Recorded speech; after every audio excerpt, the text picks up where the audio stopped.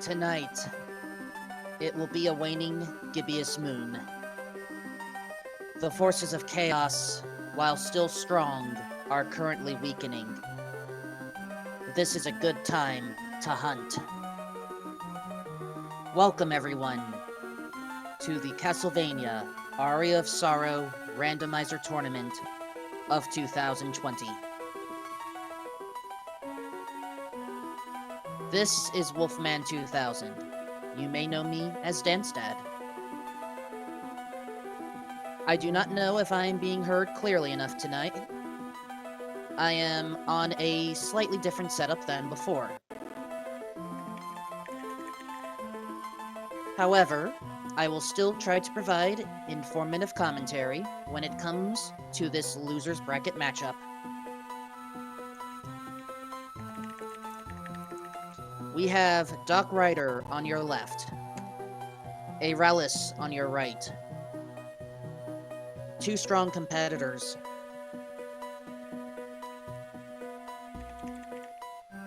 However, only one will move on in this best-of-3 matchup.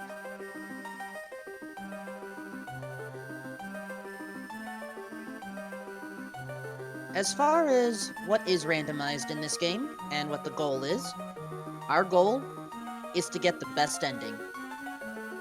That requires going through this castle of chaos, getting items that normally don't drop from our common foes, finding souls in their canisters that have been randomly spread throughout, buying items from Hammer, who no longer has your standard selection, and identifying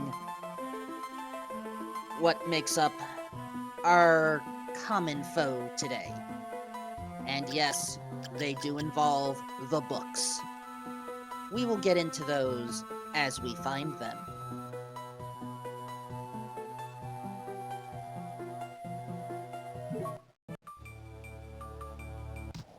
Our runners are taking off. I will get a sync shortly. I want to see if either runner gets a common setup for the zombie. Does not look like it.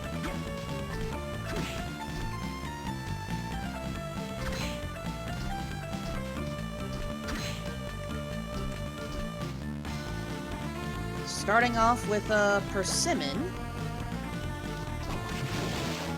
and cream soda.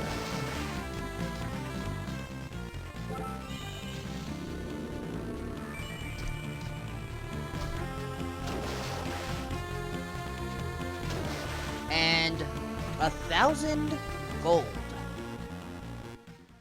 I personally like shopping, so seeing that gold there is a nice thing. We now enter the underground reservoir, where we are just checking some out-of-the-way locations early. Aeralis going for the Mach Punch that Doc Ryder passed on. It could be good selling fodder, it could be a backup weapon.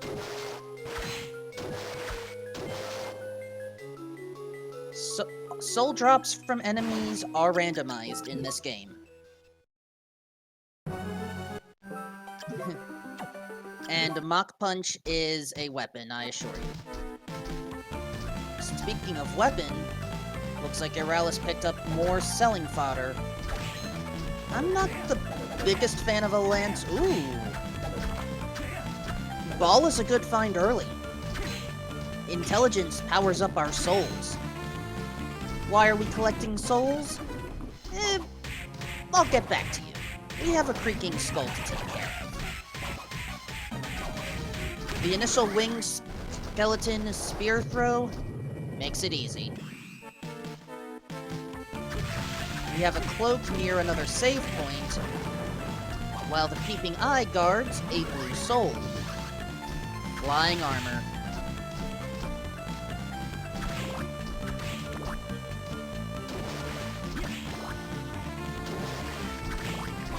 Flying armor is a common soul for gliding, and will let us advance farther up. In the meantime, a red soul. Bat. And Aeralis picking up a lucky rock armor from the Creaking Skull. I am jealous. It is not often you get a boss drop from Creaking Skull on the first kill. However, I should mention that as far as logical progression goes, only the souls that come from the canisters or specific bosses count. Creaking Skull can be encountered later on in the game. As such, that random drop is not part of it. Whip Sword works in a pinch.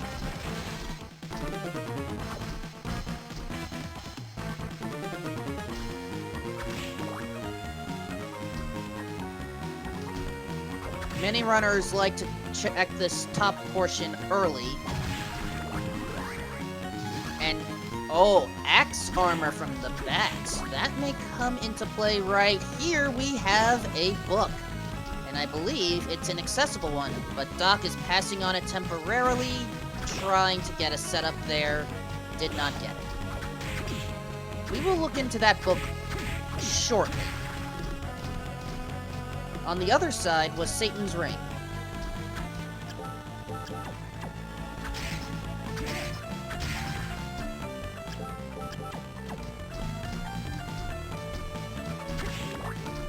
Aeralis right now catching up to where Doc is.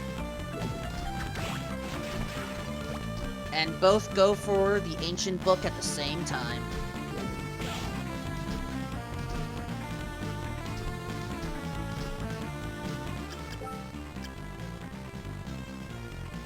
Transformed into a giant ghost. Well, that's our literal giant ghost, or big ghost, depending on how you translate the enemy's name.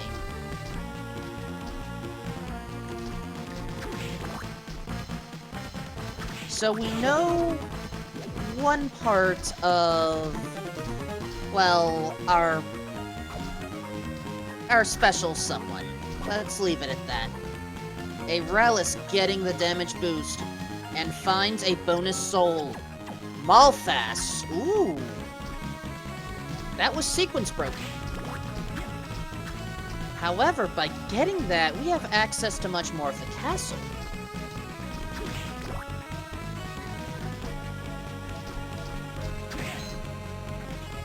So, how is this going to affect our routing? Normally, that soul is only available through the use of double jump. But in this case, we require a flight ability to get it, I believe. Either that, or Black Panther for dashing. And Aeralis using that lance. I mean, it is powerful, but it is a little on the slow side.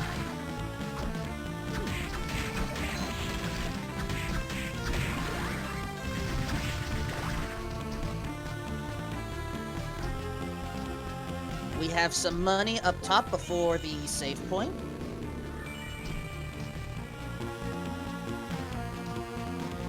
And once again, we will check out some items in the corner out of the way.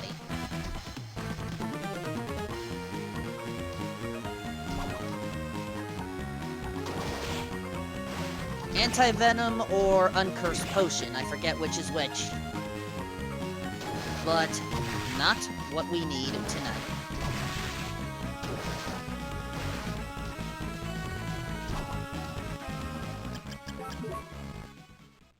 And I would have personally gone for that armor, but not everyone wants it. Today will be a best 2 out of 3. If necessary, we play all 3 games right here, right now. Welcome to the chapel. Neither runner picking up, I believe it is the fatigues. Oh, hello there, Gungner. You may come in handy later.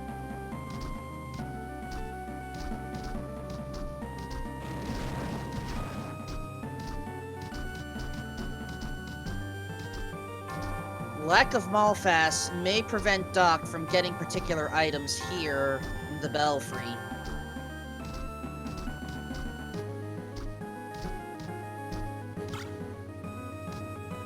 A black belt is certainly nothing to scoff at, though.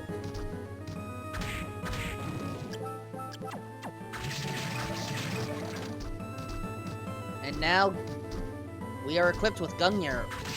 Oh, 2 soul canisters, both can reach Flesh Golem, which means the spoiled milk. Maybe we should have picked that up.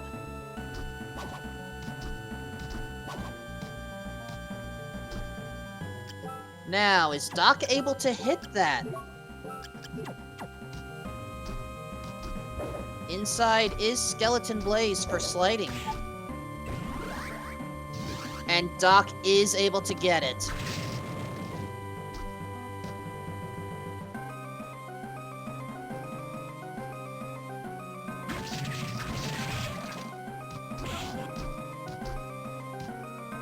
Aeralis, however, takes over the lead temporarily. A rune ring. Could be useful. And another ability soul. Gravekeeper. Many of our runners like the ability to backdash on a dime. It helps for some of the slower weapons because you can cancel the animation.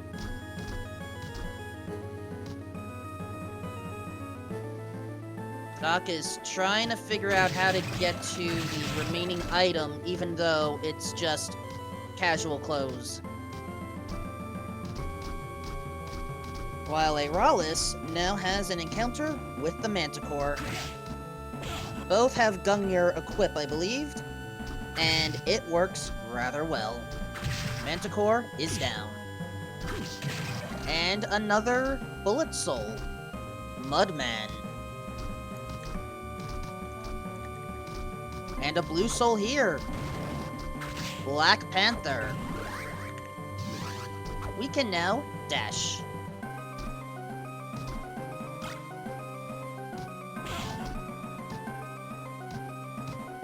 And by dashing, we can cheese a few spots. Oh, but Aeralis got knocked down and is near death. Ooh, the gargoyles can be tricky. But Aeralis is going to press on.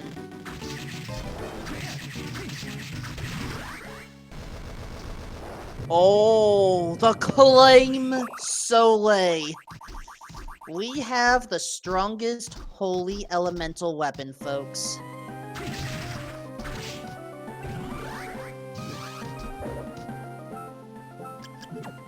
And I don't know if Doc Rider is able to easily get that right now. The Silk Robe? Nah, it's more selling fodder. The enemies themselves are not randomized. What they drop, however, is. Aeralis double-checking the top portion of the entrance. Another soul canister. Can we sequence break this one? We can with Mudman, and thus we get Student Witch. Which Doc Rider just managed to pick up from an enemy.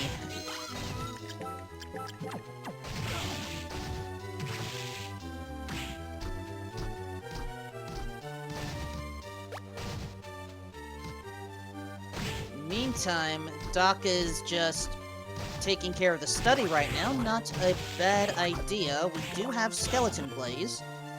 However, Doc is missing the double jump in order to take care of some of the remaining options. And Aeralis thinking about the dance hall and just picks up Durga.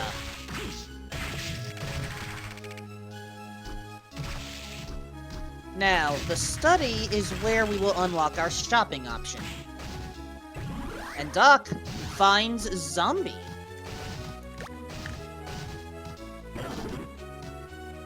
And also some grapes.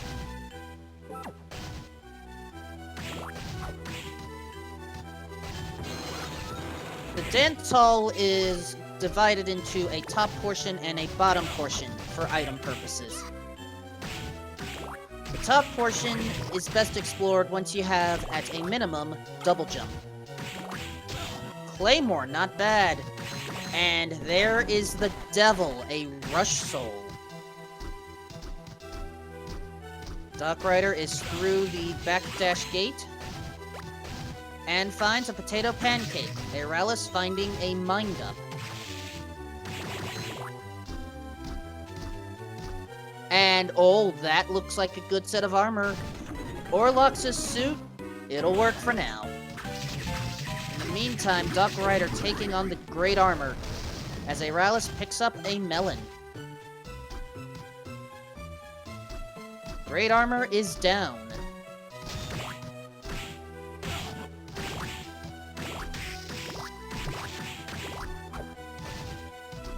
And I agree, Student Witch is a fun soul.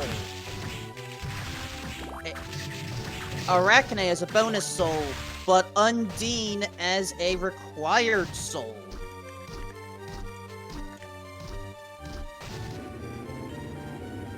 Undine lets us walk on the surface of the water. And Doc realizing the crate puzzle may not be worthwhile right now.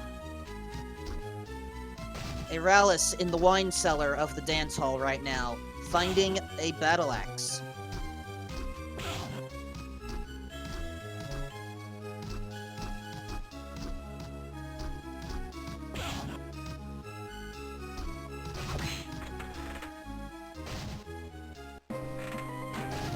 Aeralis is committing to the bottom.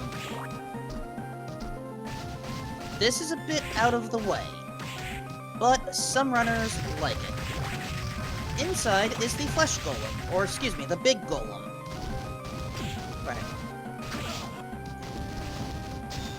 There are many golems in this. Ooh, Kaiser Knuckle. Now that is a nice find. Some like it for its attack properties, others like it for its selling ability.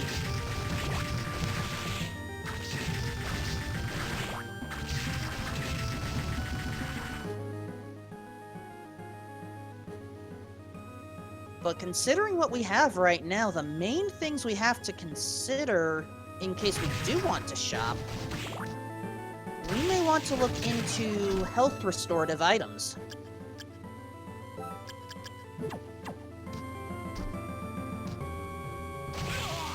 And, oh! Doc Rider taking an unfortunate death as Aeralis enters the inner quarters.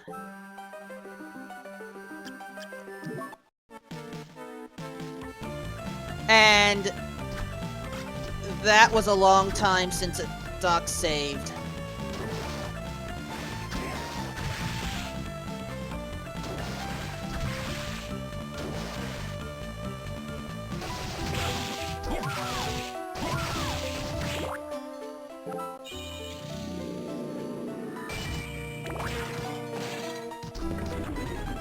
Audio has been swapped now, as Aeralis is taking out the headhunter.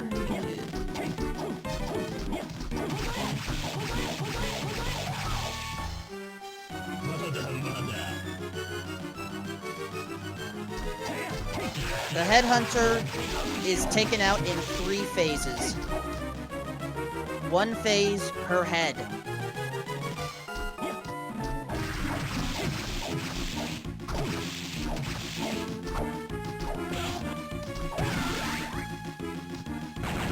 But the power of Acclaim Soleil makes short work.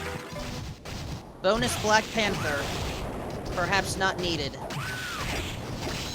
The Storm Towers contain 2 items, as we get a lucky ghost from the disc armor.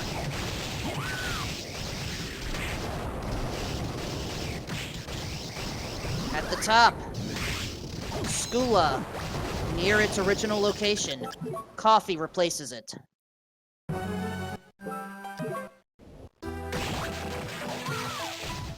Doc once again making quick work of that Manticore. But for Aeralis, a choice has to be made. Actually, wait, Skula is not near there. That was Undine I was thinking of. My apologies.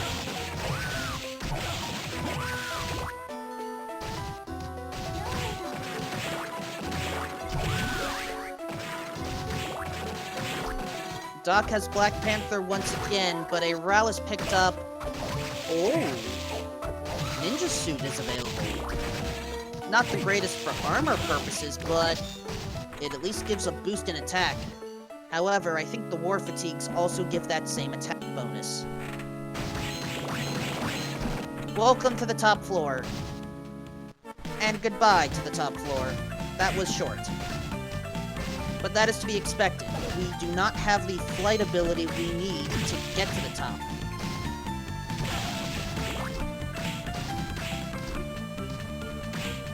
There are two abilities that can get us to the top. One is the giant bat. The other is the hippogriff.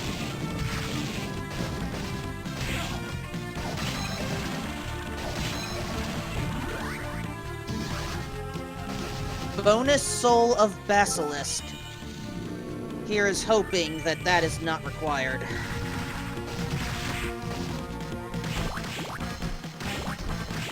Doc Rider picking up Fleshed Golem and Skeleton Blaze, as Aeralis now picks up Axe Armor. And is preparing to enter the Floating Gardens.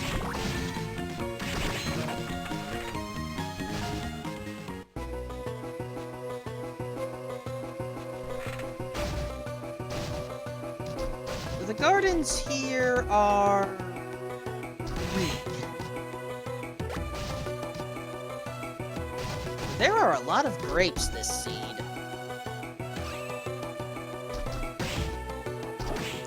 So, if you were to ever play this game casually, and look at your map as you enter each screen, well... you will find that you are literally warping between different portions. But trust me, they are all connected. Somehow. We have some early tea.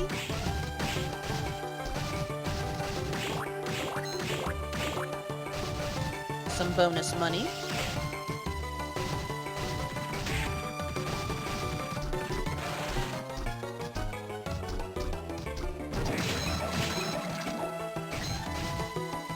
Extra money.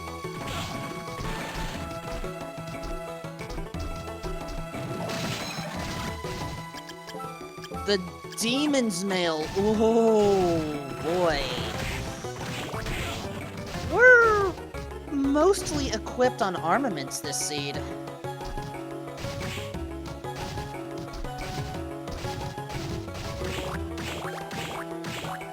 And a cream puff. That's all there is to the Floating Gardens today. At least for now. And so, Aeralis enters the clock tower as Doc Rider is trying to go through the inner quarters as quickly as possible.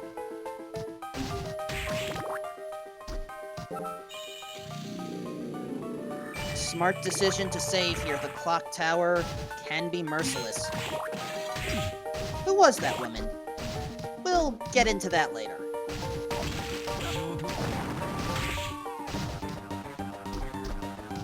Poison Fist, at this rate, it's only good for selling. And the main things we would need to purchase at this point are food and magic restoration.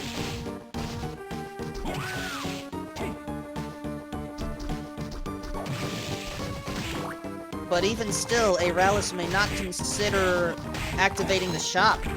May just choose to play on with what's available. But at the same time, it's possible that we have to buy something required out of the shop. We don't know yet.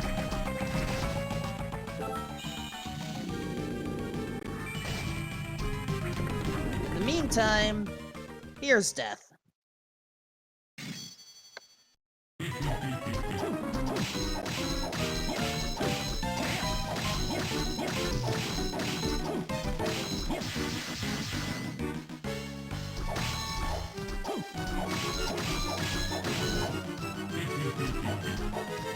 Death has 4,444 HP.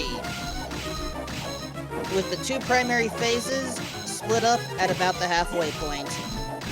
With the Flame Soleil, however,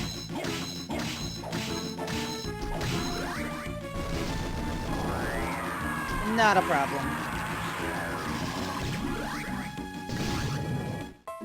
Skull Archer is the unique soul from Death.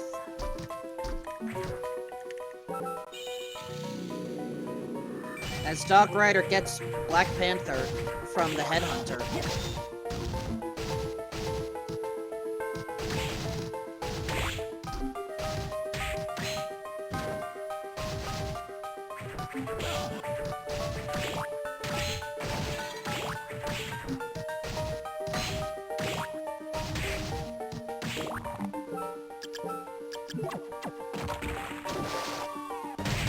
And down we go. The Clock Tower has two unofficial trials. The first one, the Trial of Pendulums. Only a potion. Second, the Trial of Patience. Approach this room slowly.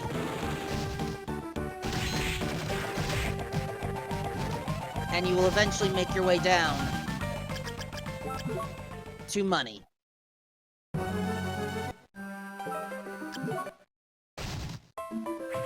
Clock Tower has not provided much so far. However, Death does provide an increase of items to the shop that only Doc Rider will have access to upon taking out the big golem. Or actually upon taking out the Great Knight, excuse me. Doc is going after the big golem right now.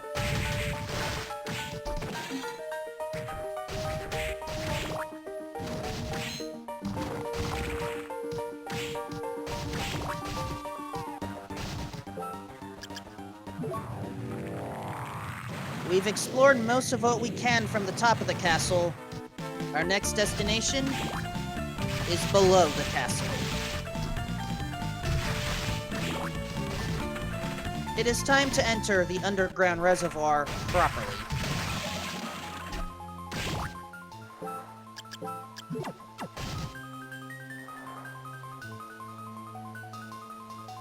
Undine may help go over the water, but we require Skula to go down. And in the meantime, Harpy is picked up. Merman being nice tonight.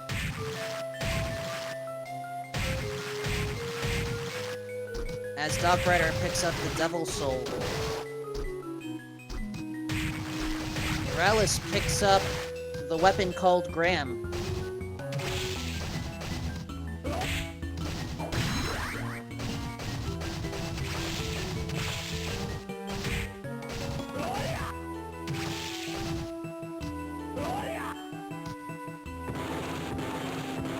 I like Aeralis' decision to just check this early, and it's a mimic. It is a dead mimic.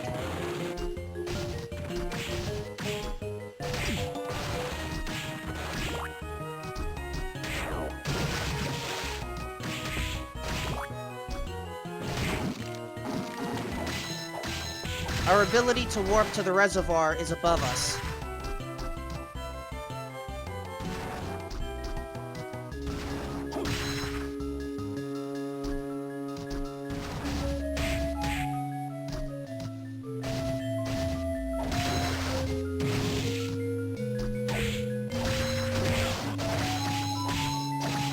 If you want to use the axe armor for this one, you need to throw the axe in the opposite direction.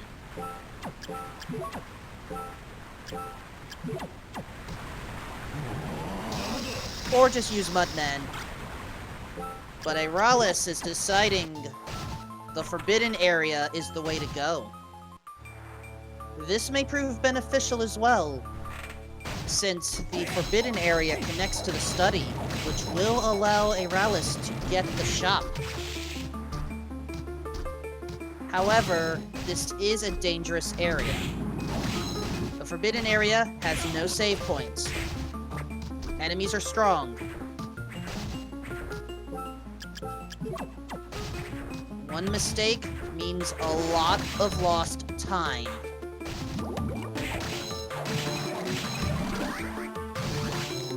A bonus nightmare weapon soul, and a white dragon. But more importantly, Lilith as a possible required soul.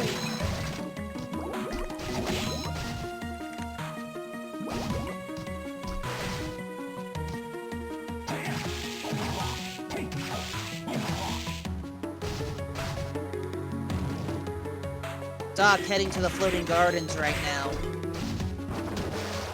as we have one more item left in the forbidden area. Oh! I have to presume that was intentional on Aeralis' part to try to level up a bit.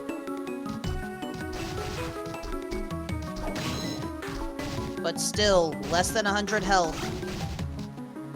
As we have Roginus' Spear. I'm sure that's a mistranslation, but I do believe that is a holy elemental spear.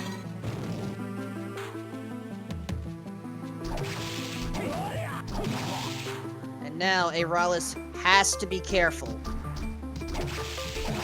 as Doc finds the demon mail. Demon mail may be great, but you still have to be careful.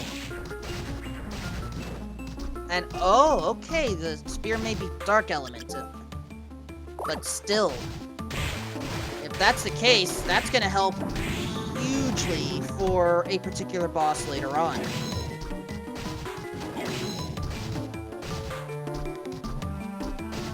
There's a lot for me to keep up with, and I apologize for any miscommunications. I will try to be as accurate as possible. As Aeralis finds a potato pancake awaiting at the end of the forbidden area. Wonderful routing by Aeralis.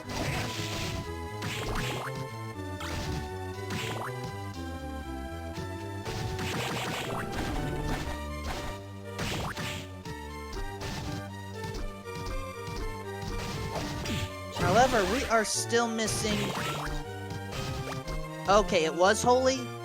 Gotcha. So, in this case, Roginus' Spear is at best selling fodder, since I think the Claim Soleil is superior. However, our runners may think differently. Then again, maybe not. Claim Soleil is very much appreciated. Aeralis now has the shop open.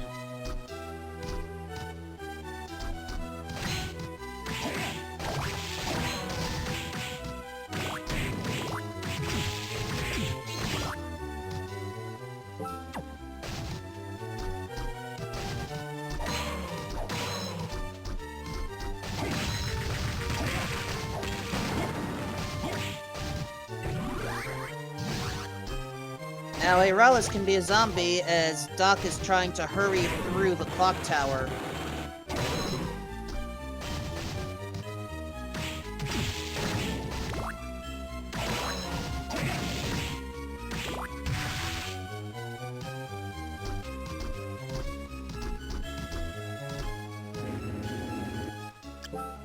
Chat is correct. We are still missing a very good weapon or two in order to take out a later boss. And unfortunately, while beef curry may be delicious, it's not going to help us with that particular problem yet.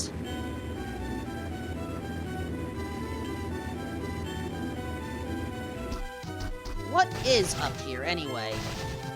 The pitch black suit. I believe Orlock's suit is slightly superior, so we will not see that equipped.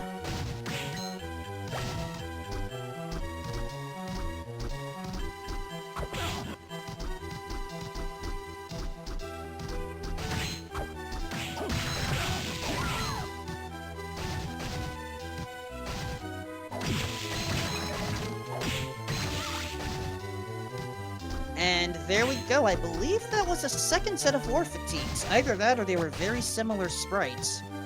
And only pudding at the other end. The study has not provided much.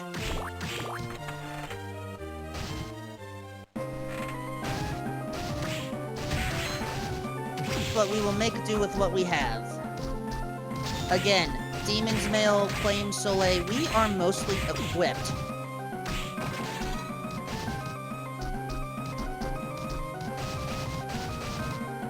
Doc is ready for the underground reservoir, while Aeralis is perhaps thinking about shopping. There is a hammer at the boat ride, it looks like. Doc's struggling a little bit to get up there. In the meantime, what's in the shop? Muramasa is popular. Eversing. Ooh. But nope. Aeralis is sticking with Demon Mail, as Doc finds Dane's left and he sees some money. And I had missed the Tear of Blood. The shop went by a little quickly. But right now, Doc is trying to make up for lost time, and right now is exploring portions of the underground reservoir that were not yet encountered by Aeralis. However, they have just arrived.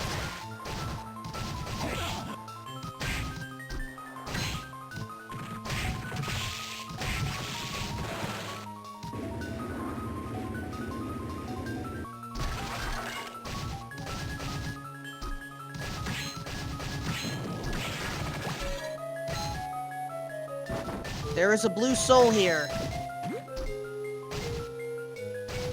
It's a giant bat for flight, but it's not our giant ghost. The top floor is now accessible.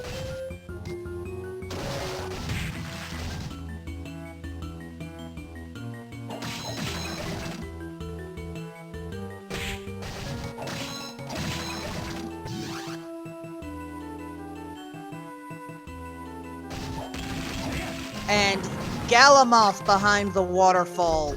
Ooh, that's gonna make for some interesting routing decisions. And yes, Giant Bat, along with maybe Black Panther separately, would have allowed us to get Malphas. However, Aeralis was able to get it much earlier thanks to that sequence break with the Axe Armor. And yes, Giant Bat is good, Giant Bat is great. The only disadvantage? It takes a good deal of magic to use.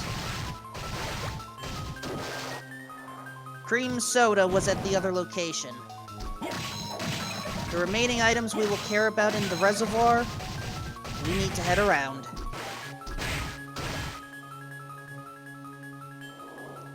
And Doc Ryder is currently doing that. I missed the initial item, though.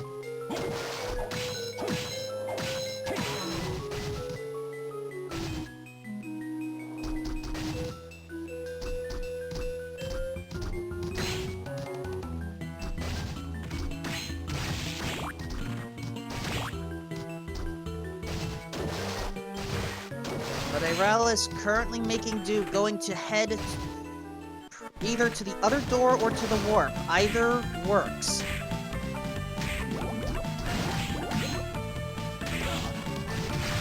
Of course, some ways are perhaps better than others.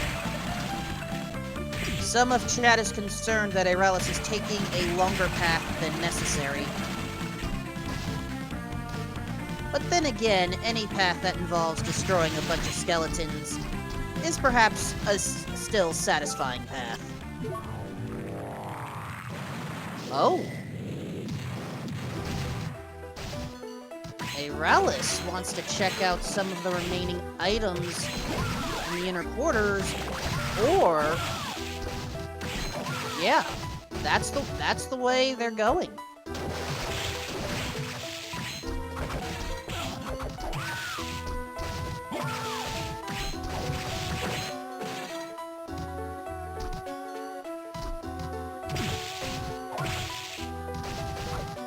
A bonus rush soul off the needles.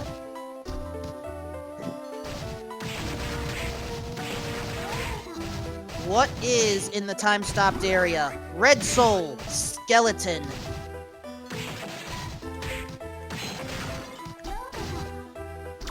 We are still missing a red book and yellow book, folks. We do not know if they are necessary yet.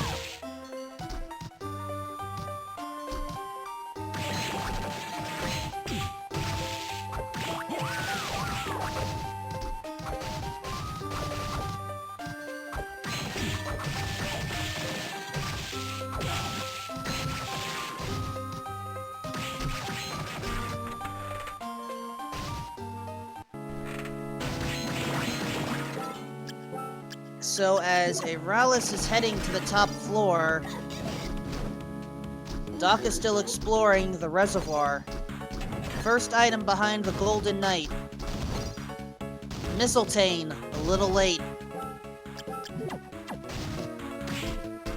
Those Golden Knights, I believe, are called Final Guards, by the way.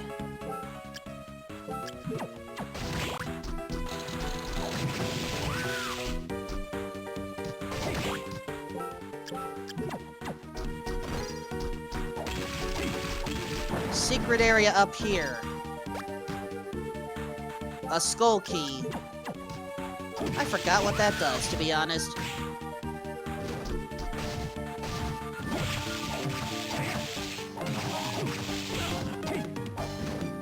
Lubricants causing some difficulties, while Doc Rider dealing with the Medusa heads.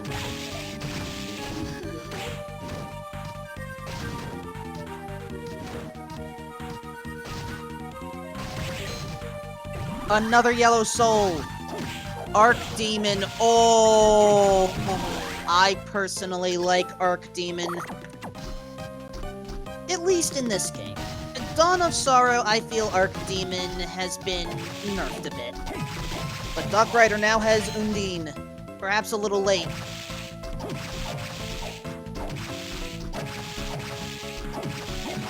There are 4 items remaining in the top floor that we have access to.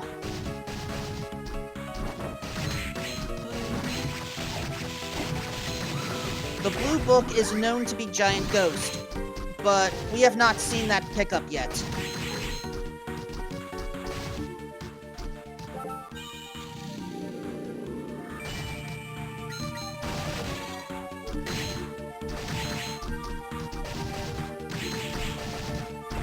Another red soul, Were-Jaguar.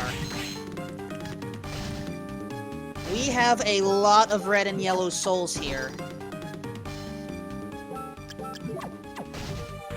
Fair question, how do we know which soul we need? By looking at the book. This is a game where reading is required. There's a blue canister. Is that our giant ghost? No, it's death! Will the Iron Golem have what we need? No, it's a trident!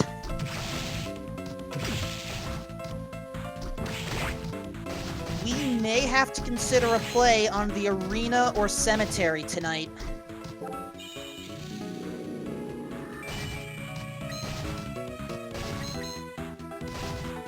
Doc, meanwhile, grinding for hearts, perhaps preparing to rush. No, preparing to fly. Going behind the waterfall at mid-level, where we find a high mind-up. Nice find, but not what we're after.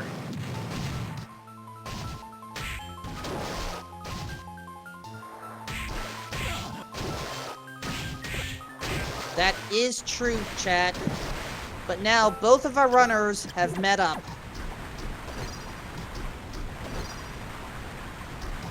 And they're both trying to get to the top left portion.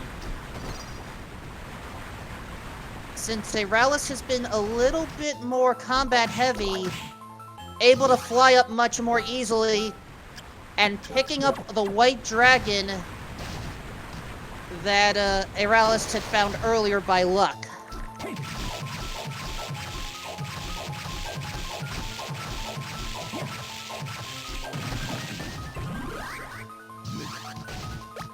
And, getting a Flesh Golem soul drop, even if it's not necessary. Nicely done on that. And now Doc is entering the forbidden area. But we are still missing some books. The Durandal is not a book. You can use it as a bookmark, but not a book. That Gorgon looked different.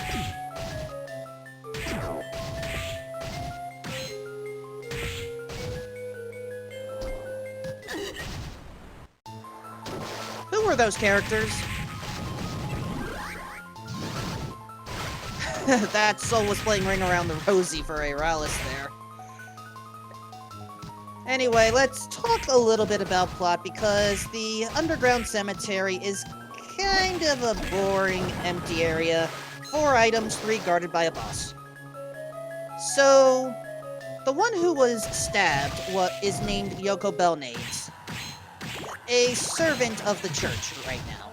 The one who did the stabbing, the real name is Graham Jones, but we often like to joke that it's Teddy Graham, or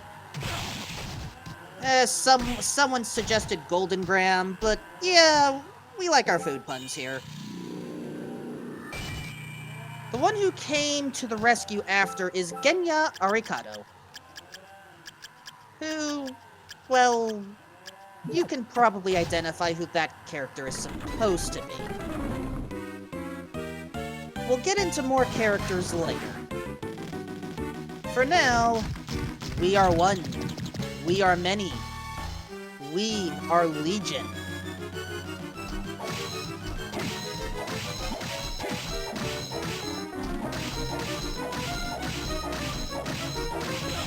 Legion is kind of easy to take out with plain Soleil.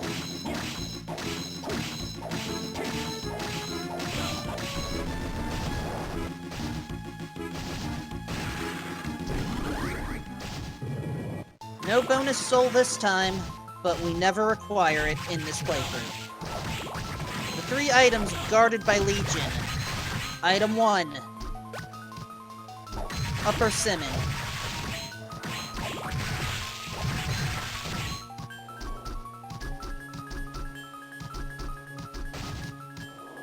Item 2. A partisan. And item 3. A soul. Blue Crow. Oh my goodness, we have a lot of souls today. So, why all this talk about souls? I'll try to explain.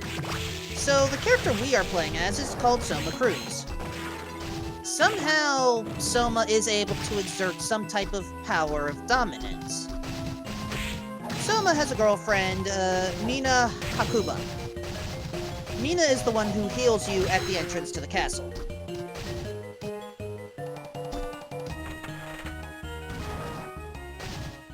There is one more character. That character's name is Jay. Why Jay? It involves a story with amnesia. Just trust me, Jay is important. And Aeralis immediately heading to the save point in the arena. How are we going to route our items here? Alright, Aeralis starting with the top. Arena Bathhouse, Blue Soul, Giant Ghost. So we have 1 out of our 3.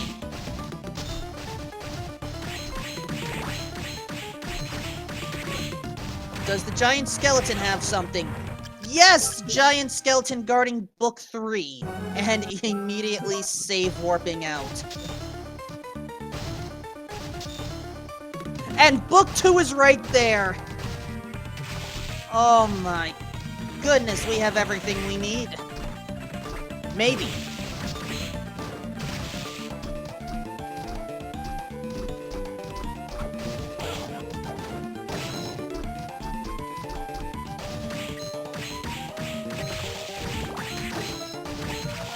However, we need confirmation as to what those books say.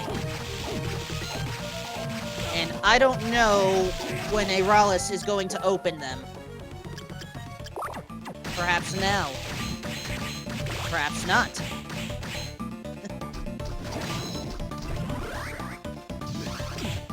A bonus killer doll soul. I like this soul personally. I have used it on one of the late tier bosses, and it works rather well. Book time. Blue Crow is the red one. And... was that... I need a reminder on that, but if I saw correctly, that was White Dragon. So the latest gotten souls were it.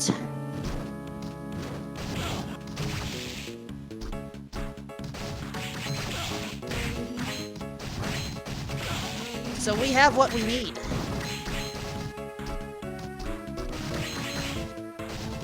And Aeralis is immediately heading to the top.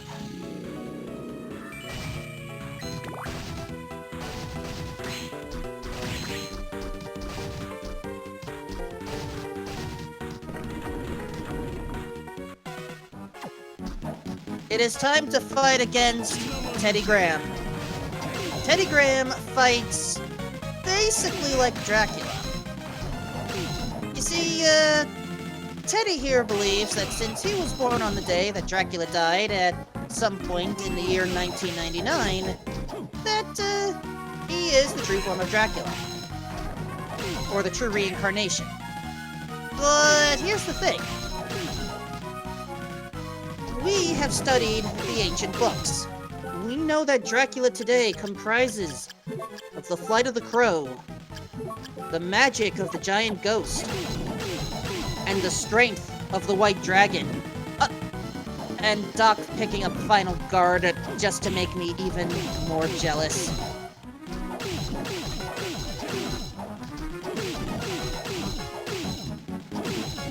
So, Aeralis, as Soma Cruz, represents Dracula. Teddy Graham realizes that we may be the proper reincarnation and not him. But still, there always has to be a monstrous form to these battles.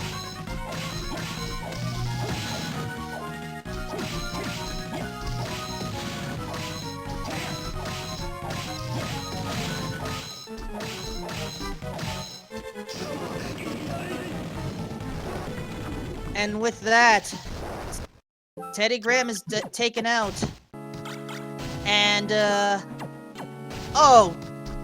Well, that is appropriate. We are Dracula, and we find our own tunic inside.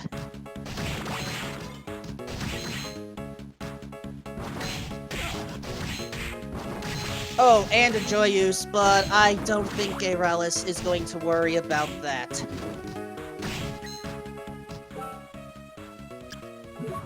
So, perhaps we should talk a little bit more about the plot here.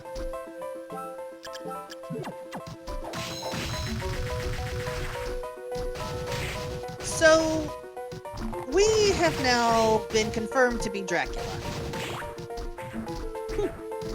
That is a fair point, chat. We do gain the appropriate uniform at the end there. But, in all seriousness here, we are now Dracula.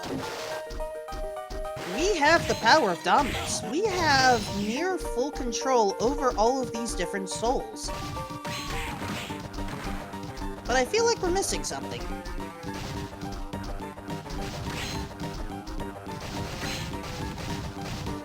Ah, yes, I now remember. So, you remember the character Jay? Well, by this point, Jay has recovered his amnesia. The unfortunate part is, well, Jay's actual name. Everyone, say hello to Julius Belmont.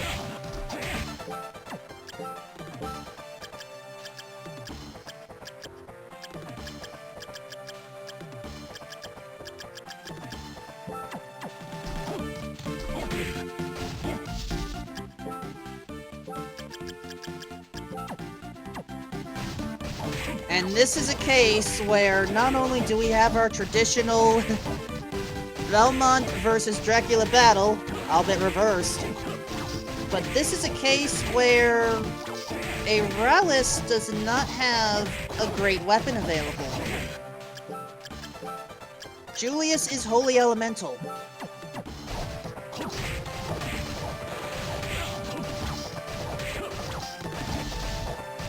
Or I should say, Julius resists holy attacks.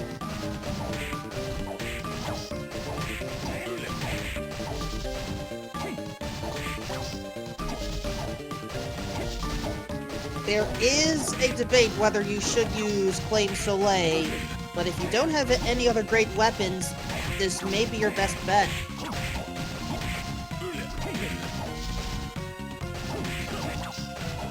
Julius is an expert wielder of the Vampire Killer, that whip that can deal a lot of damage to us. Julius is also able to slide, dive kick, and teleport dash. This battle can go by quickly, but the camera also moves quickly because of the Black Panther dashing. It can sometimes be a little dizzying, so don't be afraid to focus on Doc Rider's side. There's not as much movement for death.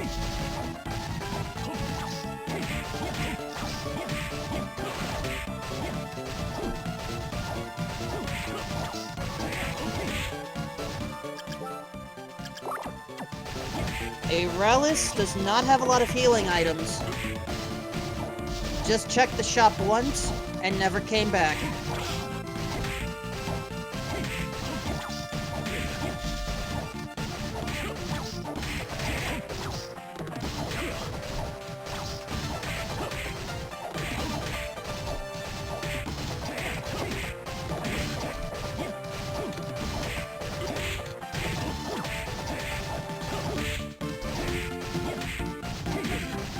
And Doc never found Flame Soleil because it was so high up. Because never getting Malphas. But a nice rush soul kill with Manticore and death is down.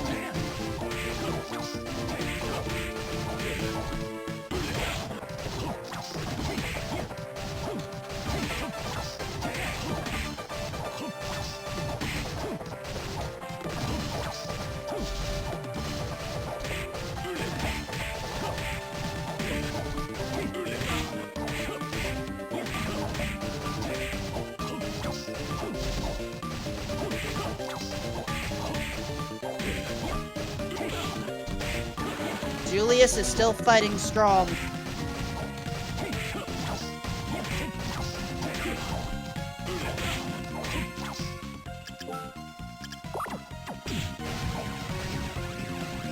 But now, Phase 2.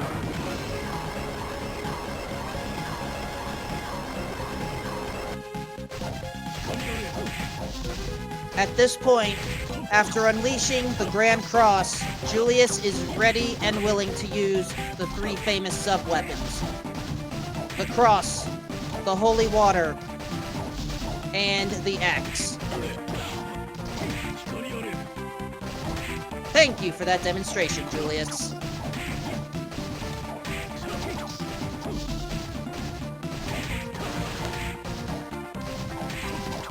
Doc is now in the underground cemetery, which is a required play.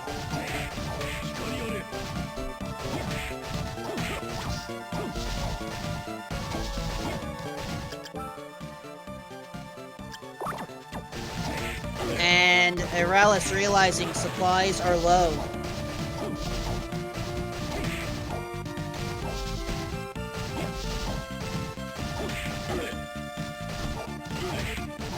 If you want to know how annoying a boss can be with time stop abilities, play Dawn of Sorrow. You will hate Zephyr for it.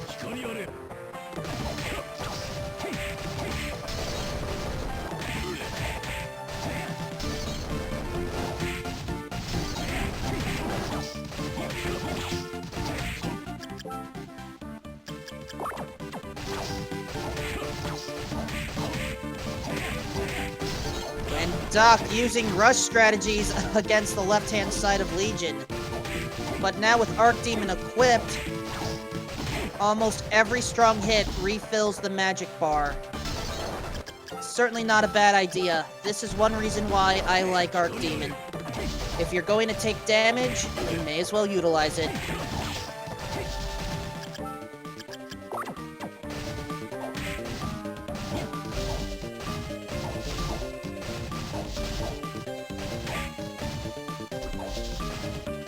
But Doc has to be careful.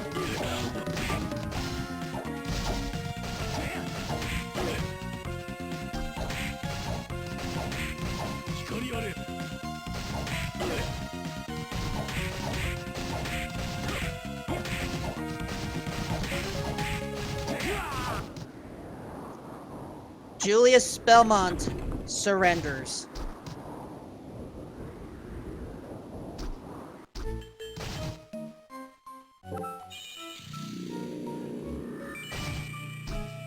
Welcome to the Chaotic Realm. A mismatch of various rooms throughout the castle connected in new ways. All in the memory power of Sepia Tone. By the way, Doc, I'm sure you missed this soul. Oh, Doc picked up Malphas finally. I had missed that from previously. But yeah, in this case, that sequence break to get Malphas early in conjunction with Doc's early death, that's what really made this match what it was.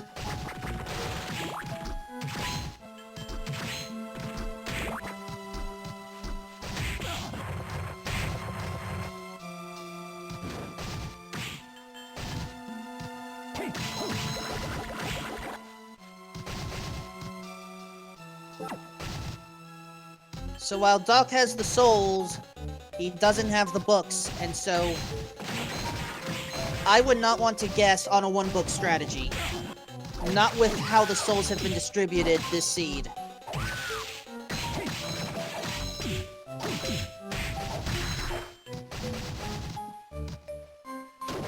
Aeralis going for more of a combat strategy for some of these enemies.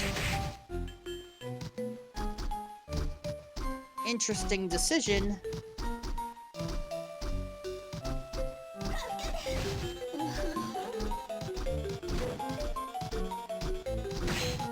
But at this point, we're almost to the center of the Chaotic Realm.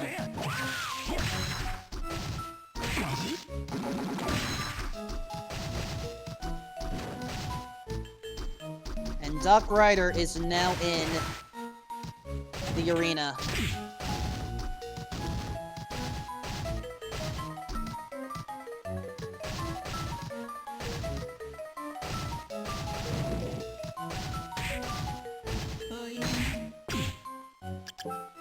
Oh, Aeralis got grabbed by the succubus. Or is that the Lilith? That's the succubus, okay. One more Shadow Knight to get past. And just dashes through.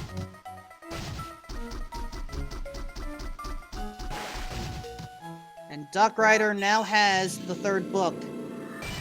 And realizes that he has White Dragon, but it is too late. Aeralis is ready to take on Chaos itself. Chaos requires 2 phases. The first phase, you become literally soulless. All of the souls that you have absorbed through the power of dominance are no longer under your control. Chaos still has the greater exertion of these forces. These statues have to be taken out in order to regain your abilities. But here's the thing. We need to stay healthy. And Aeralis, while going for an aggressive strategy, is having to spend a lot of resources. This may prove detrimental.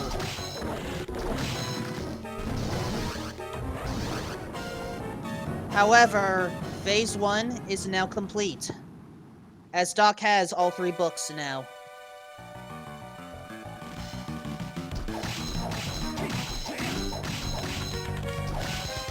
Phase 2. The Orb of Chaos lies in the center. There are 4 eyes watching the place. Each eye, when defeated, lowers Chaos's defenses.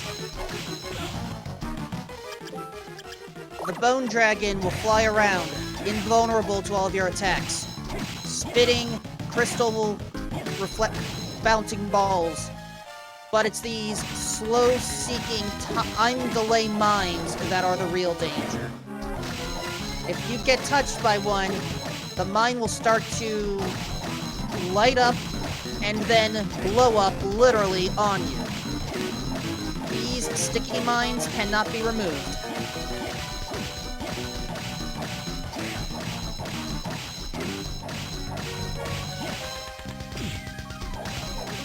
Aeralis going for the 2-eye strategy. Dealing 30 damage a pop, not bad. Remember, with Flame Soleil, light jump attacks can deliver faster damage per second, or DPS as it's commonly referred to. Doc Rider trying Manticore strategies against Teddy Graham, and does make it to Phase 2. However, the Prepper Souls have to be equipped before Phase 2 ends. In this case, we're equipping them now. Aeralis deciding perhaps going after a 3rd eye is not a bad idea.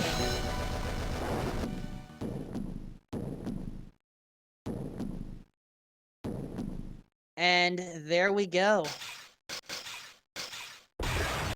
Aeralis is Game 1, or is the winner of Game 1, but Doc has decided to call Game 1 here.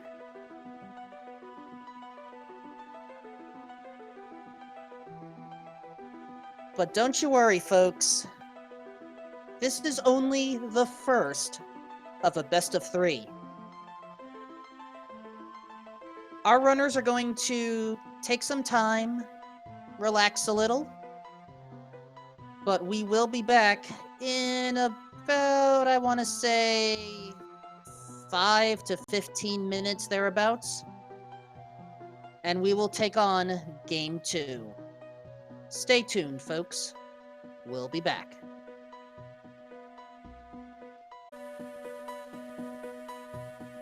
Welcome back to Game 2 of the Castlevania Aria of Sorrow Randomizer Tournament match between Doc Rider and Aeralis. I am Wolfman2000, also known as Dance Dad, and I will be your guide through this Castle of Chaos.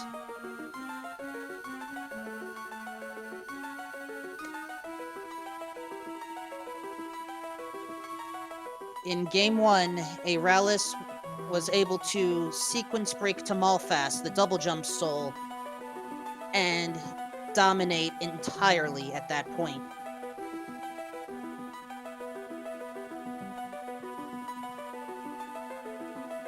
Doc had an unfortunate game over, but hopefully this will be a closer matchup.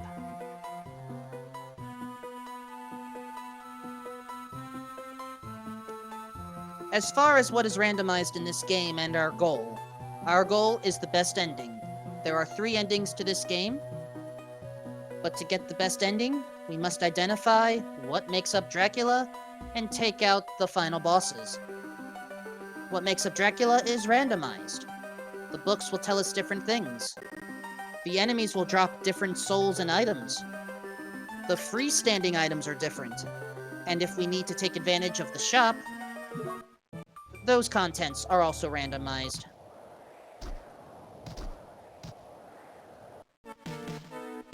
Do we have an enemy manipulation strategy that works?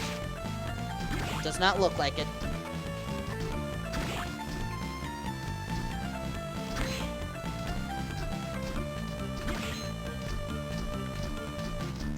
We have an early soul canister and a handgun.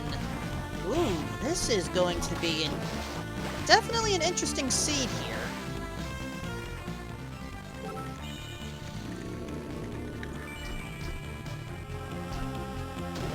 we have projectile weapons available. There are some that like using the handgun against one of the final bosses, but for now, an early siren.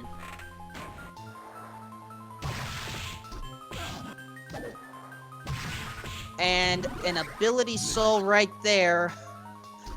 I bet Doc is happy to see that early Malfast, while we have Student Witch as the backdrop. Those that like Student Witch, I'm sure will be pleased to see that.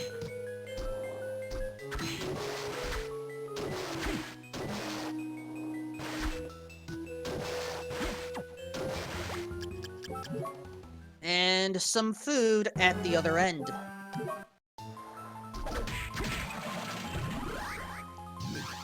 And Red Crow dropped from the skeletons.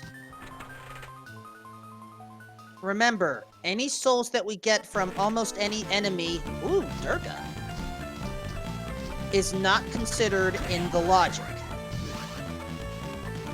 Only the soul canisters and a few specific bosses are.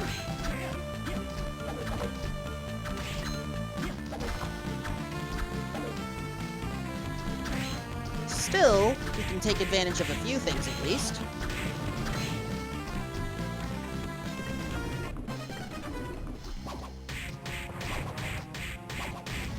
The creaking skull is easy to take out with just the winged skeleton spears.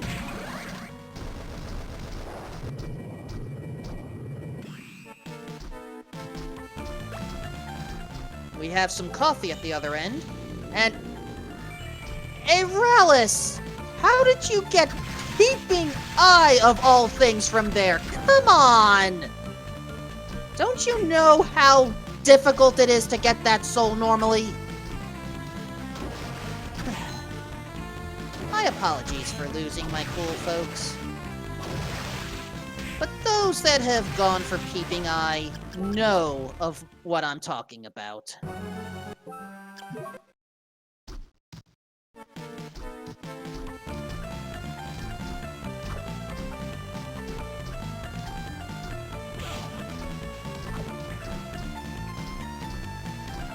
Aeralis, successful sequence break to the floating gardens. Double jump at the right point, then move on to the platform. It's technically at a slightly lower height. Doc Rider staying in logic, finding a gold ring so far.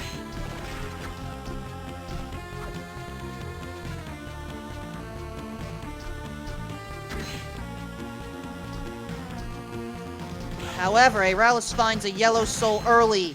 Skula. Flight or water walking is expected to get there.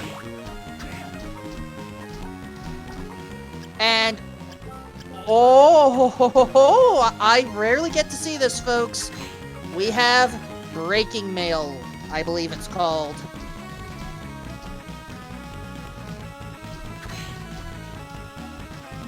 Some consider it one of the best armors available because of that. You have about a 35%, yeah, blocking mail, thank you, to basically break the enemy's attacks and guard it.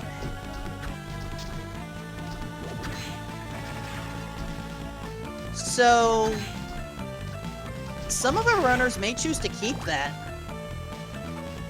But effectively, we have... I'm just trying to think about this here. We have blocking mail. We have handgun. What is the silly accessory that people like to equip? Because we're already at 2/3.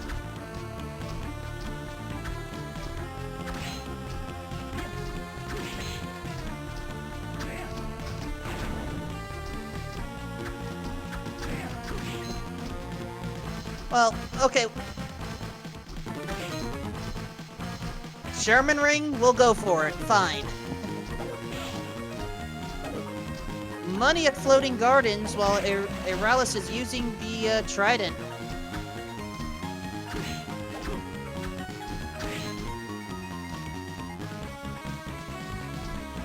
But what's at the other end of this big room? Aeralis needs to be careful. Gets through the dead warriors. Nice. And it's just for a mind-up. And a big golem find, but it's an enemy drop, so doesn't count for logic. And... no, Jiggly. Rush soul that is technically locked by Bat. Whew! Now that's gonna be interesting.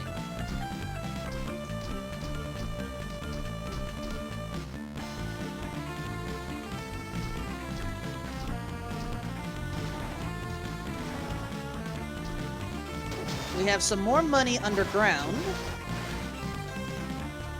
But I'm right now genuinely curious about how... where is the Bat? Or is there going to be another Rush Soul? Ooh, Rahab's sword. Not the greatest element choice, but better than what we have right now, so... it looks like Aeralis is going to commit to that as we enter the clock tower.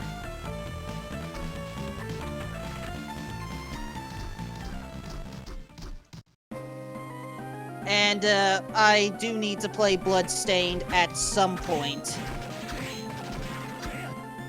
I am well aware I've heard good things about that game. But for now, Doc is in the chapel, finds some money, leaves it alone.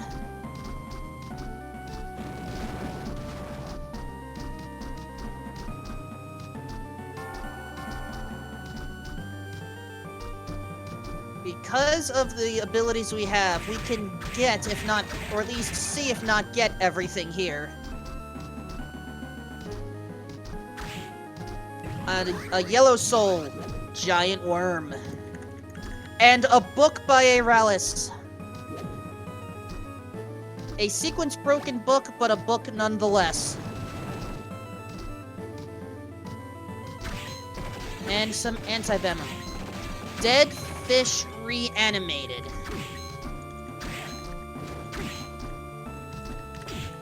That is the fish head.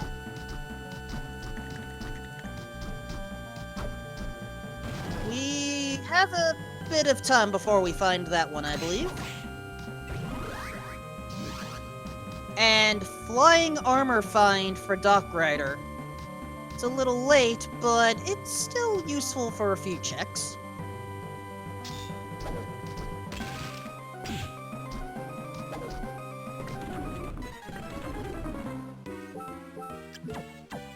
Dock Rider's now up against the Manticore. And using the Siren for... well, Siren works.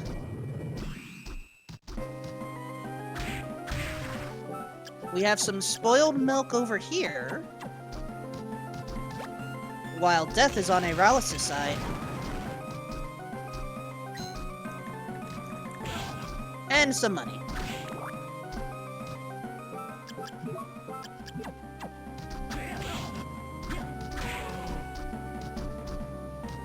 I mean, Rahab's sword is dealing decent damage, but this battle is going to be roughly twice as slow as Game 1, because we do not have Claim Soleil yet. Ability Soul, Skeleton Blaze, nice find before entering the study. And some grapes at the top.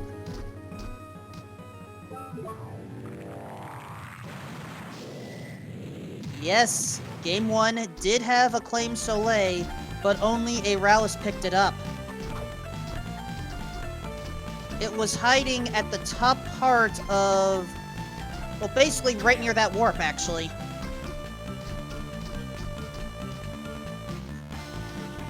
We have a book that requires flight, folks. Where is our flight?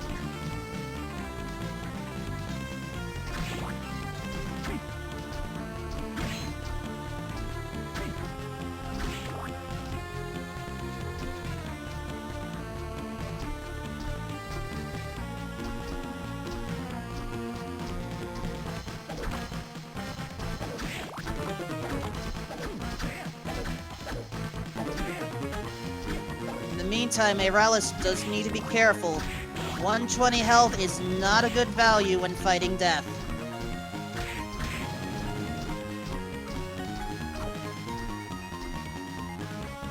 And that's the third book. We have our books early, folks.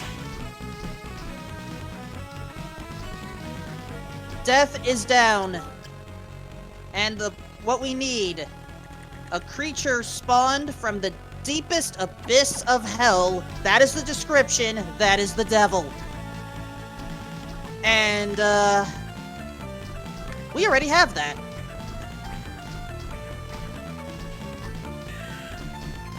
But yes, devil requires bat logically. So once we have flight, devil's in logic. Death was defeated by Aeralis. I missed what was behind, though.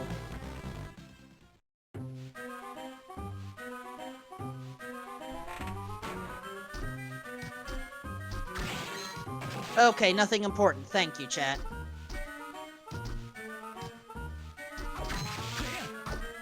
So, the dance hall. Dance hall is really split up into two portions. And Doc is going for top portion first.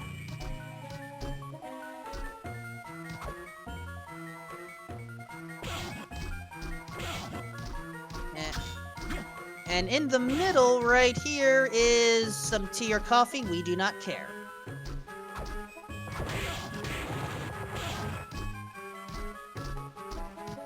Aeralis deciding to skip on the clock tower trials for now.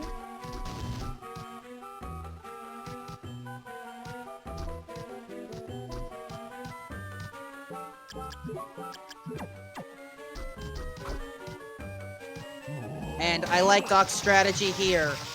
Rush to the end. And you already get to see a cream puff. Not what we're looking for, folks, but we'll take what we can get. And there's that blocking mail in action. Anytime you see that guard above our character, Soma Cruz, then you know it's working. And Aeralis now has the sequence Broken Soul. As Doc Ryder gets Undine, we have Skeleton Blaze available, so that counts. And that is what puts Clock Tower and Floating Gardens into logic.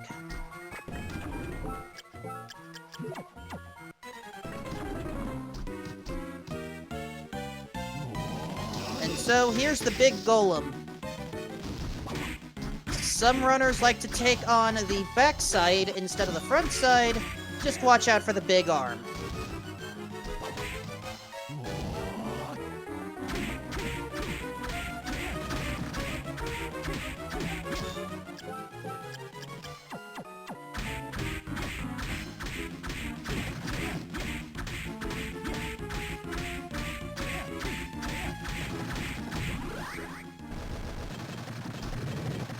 With the big golem defeated,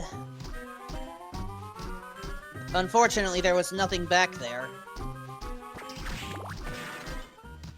But yes, we did see Tsuchinoko there. However, our runners will not be going for Tsuchinoko here.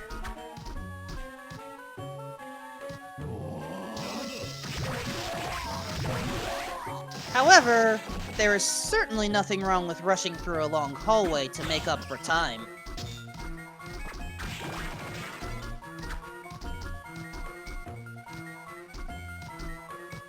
Aeralis back in sequence right now.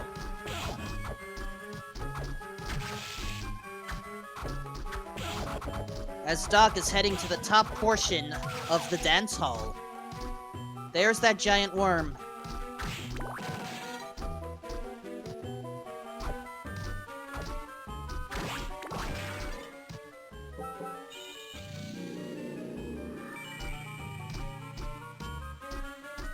Will we have good luck finding anything in the top portion?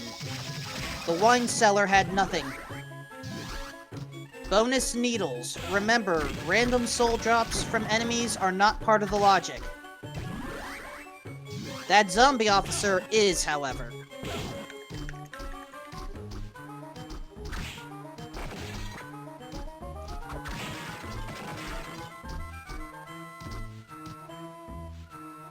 Game 1, Aeralis won. I am focused more on Game 2 right now, as we have meat, a whip knuckle, and what is up top?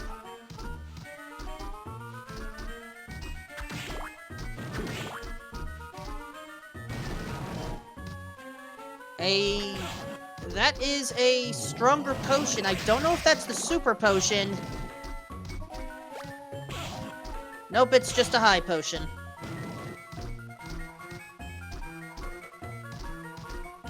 So the dance hall only providing Zombie Officer and Undine. Aeralis, however, has no need for Undine at this point.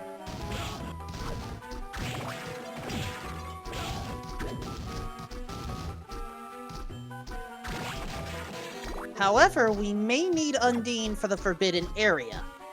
It's a little soon to say.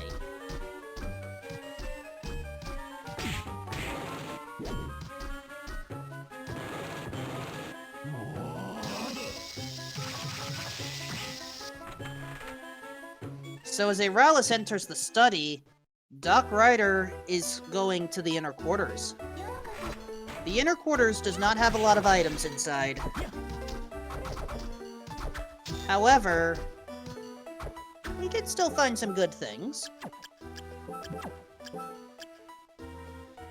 A bonus pickup of Golem for Aeralis, while more importantly, well, maybe not more importantly, we do have Alistor. But the main one we need is Devil, and we already have that. Flame Demon, a nice soul, but not what we're after.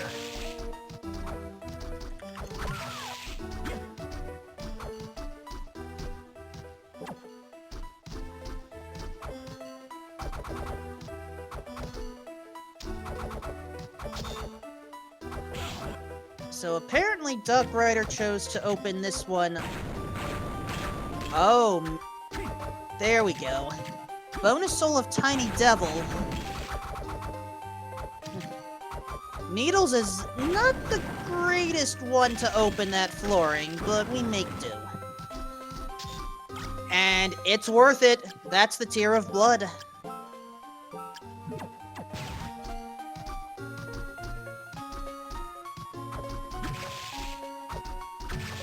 And, ooh. Final Guard in conjunction with Blocking Mail sounds very cheesy. I wonder if our runners will utilize that.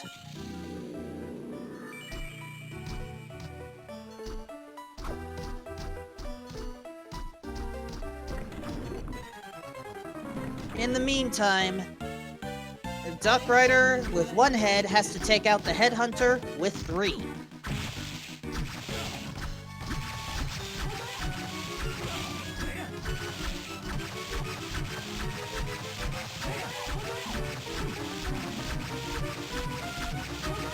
As Aeralis is trying to get away from the Fleaman.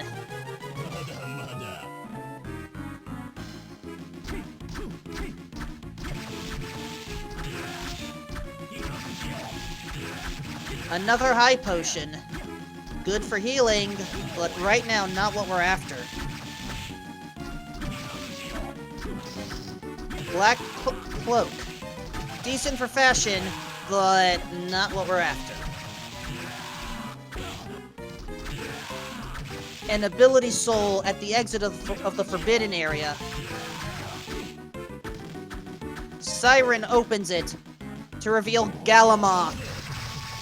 Doc missed out on that, so Aeralis is able to full clear the inner quarters in one go.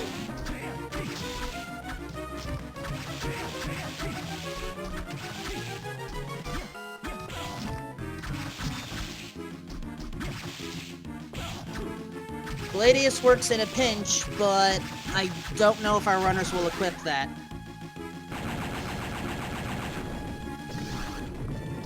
Nice sequence break through the Gravekeeper gate.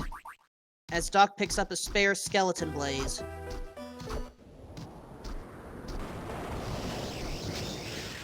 Tasty meat on the other side. But how about the storm towers? This is where you normally find Undine.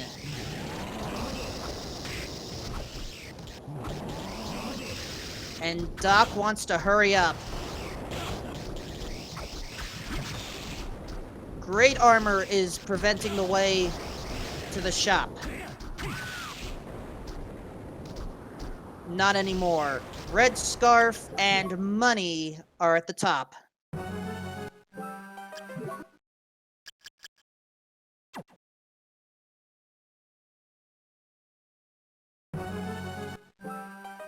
And yes, Headhunter did award Skeleton Blaze today.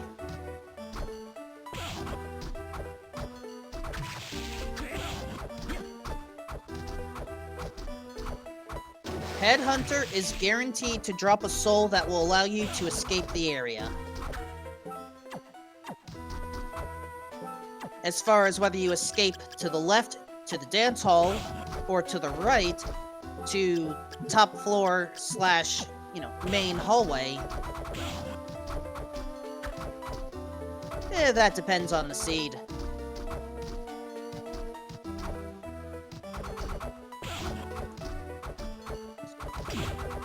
So right now, we are waiting for flight. That potion is not flight.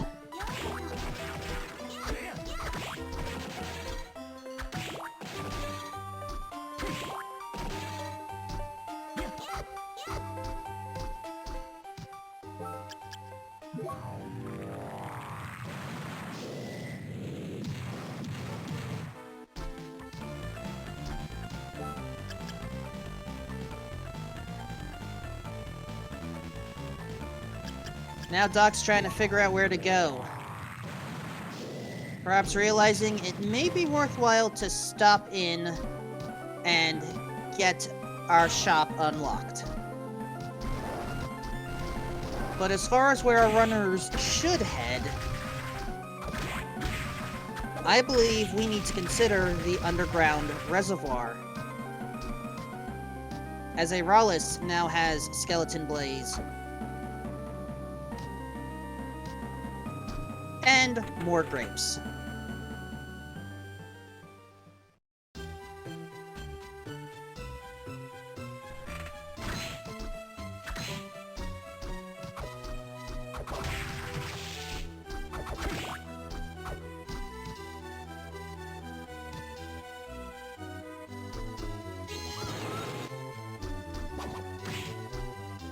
The other item by that book is nothing we need.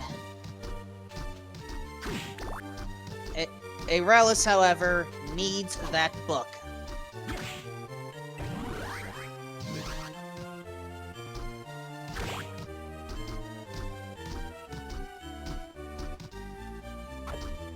So, that person in the military clothing, his name is Hammer. He runs the shop. Sometimes he may sell required items, but usually he sells stuff that's useful. Today, we can buy potato pancakes. We can buy a Claim Soleil if we so choose. We can buy an Eversing and a Death's Robe. Ooh. Hammer is providing excellent quality tonight.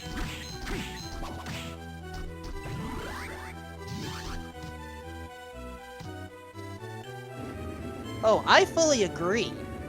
Potato pancakes, one of the best healing items, especially if you can fry them. Mmm. Latkes. Yum. But enough about cooking strategies, because this is Castlevania Aria of Sorrow. Not, a cooking channel here. But then again, considering that Harmony of Dissonance involved, home decorating, perhaps there will be another Castlevania game that involves cooking.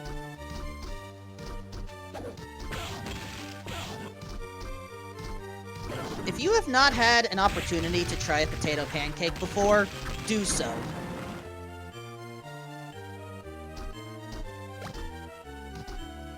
Anyway, let's try to focus a little bit on the match itself. Oh, okay, yet another reason why I need to try Bloodstained. Fine. And note where Aeralis is going. We may see that blocking mail pick up.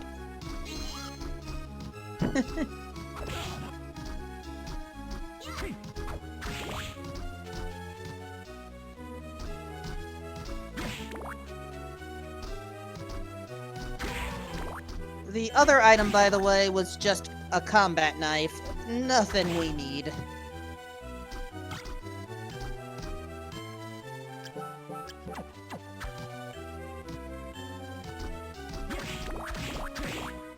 But yeah, so far, we have 1.5 of the things we need. We have 2 books, 1 matching soul.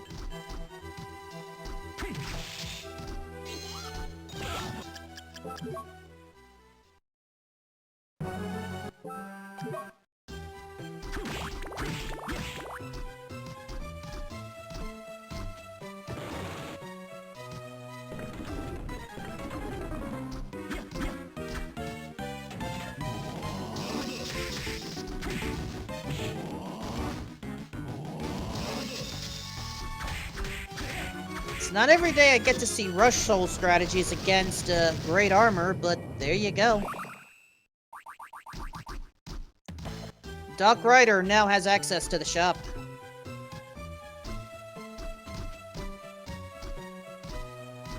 And, it was the skeleton archer dropping Big Golem.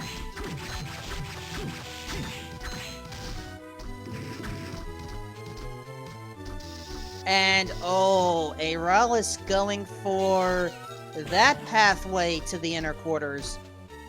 It'll certainly work. Plus, we'll be able to head to Galamoth's guarded area. Technically guarded by Chronomage, but, you know.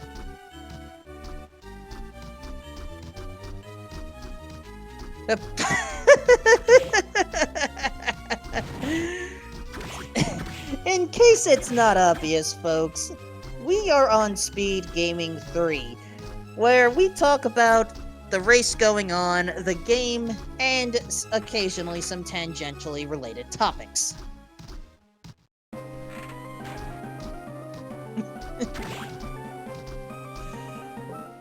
I am trying to keep up with the serious persona for this game, and all of you are making this. I thank you all for the levity.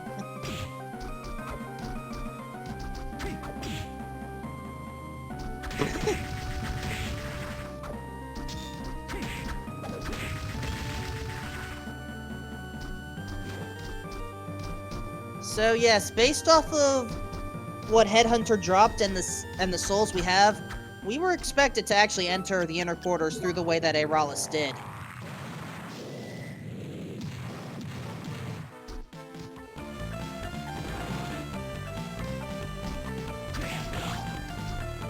But now Aeralis is going to the top of the storm towers as Doc Ryder is heading...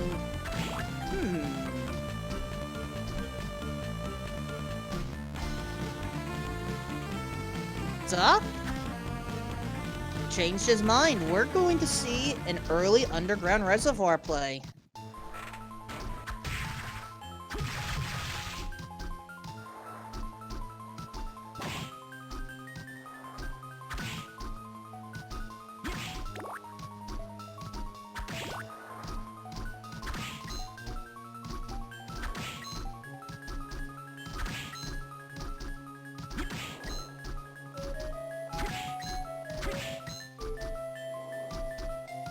Chat brings up a good point. I did miss Doc Ryder picking up Skula.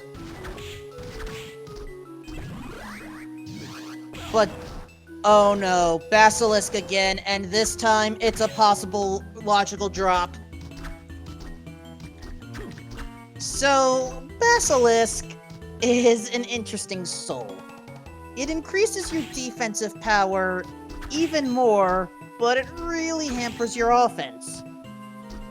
If we require Basilisk for one of the final bosses... yeah. Chat knows what I am talking about. We do not want that to happen.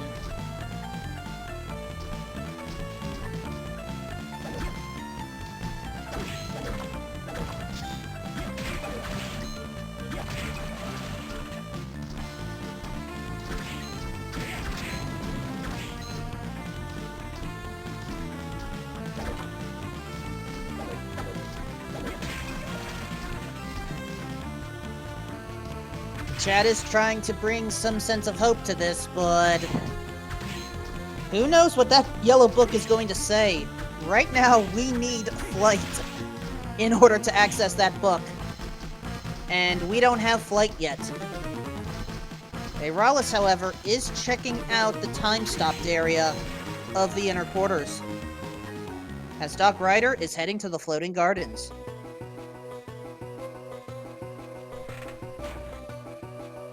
Inside, Ability Soul. 2 abilities! Gravekeeper and Hippogriff! We have flight, folks!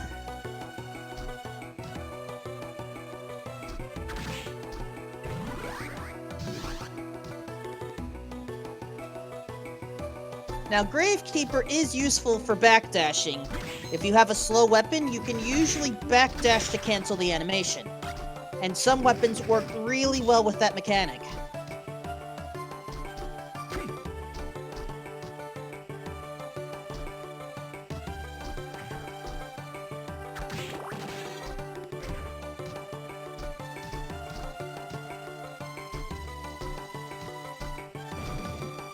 Aeralis trying to figure out how to get through and using Tiny Devil to break it.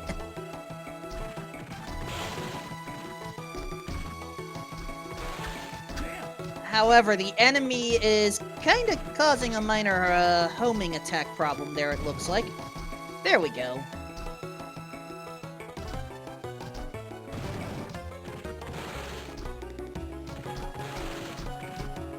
And there's the Tear of Blood.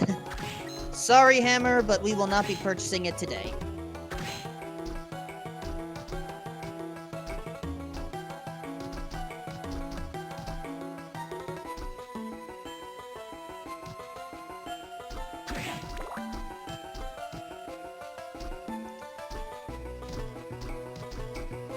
Now, the dance hall has an item right here.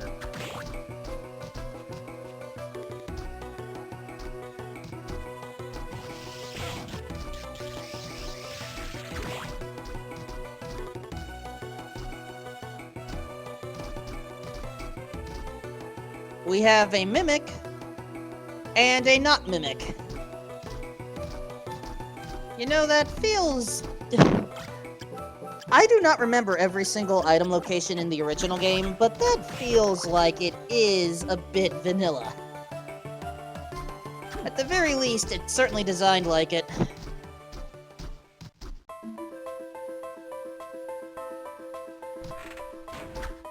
So as Doc is now in the clock tower, Aeralis is going through the dance hall, starting with the top portion.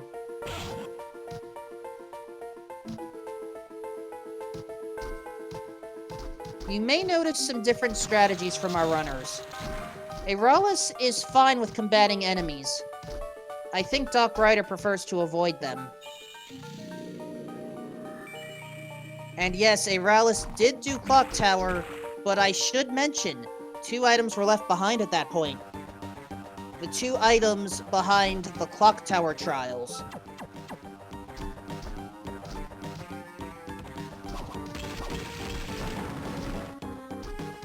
It's entirely possible Doc Ryder may go for them.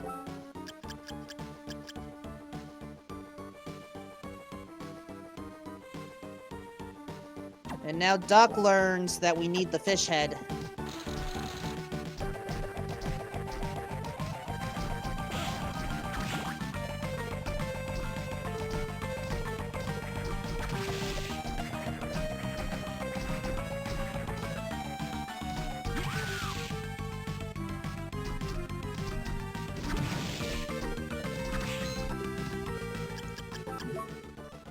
And yes, Aeralis did have school at that point, and did exit the clock tower. However, Aeralis never went to the trial portions.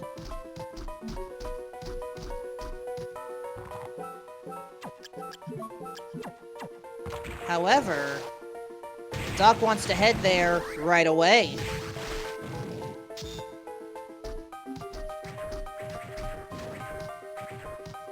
And so, we are going to see 2 trials in action. The first one, the Trial of Pendulums. It is named as such because of the spikes on the ground.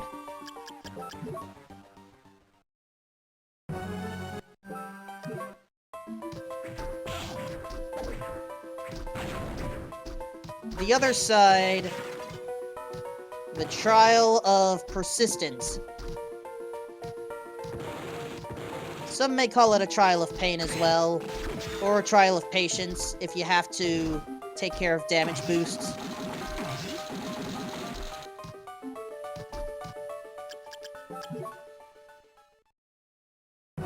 But Aeralis picking up Archdemon, and I don't know if Doc Rider picked up that weapon or not. So once again, Archdemon may come into play. Use a powerful magic ability, take damage, use the magical ability again.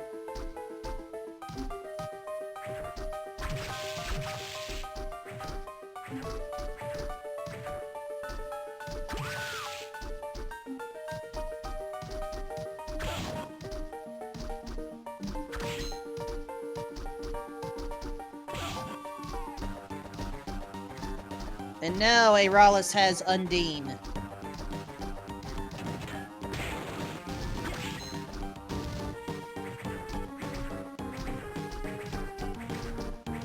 At this point, what is the best choice? Do we go to the top floor now, or explore the underground reservoir? Regardless, we should pick up that book.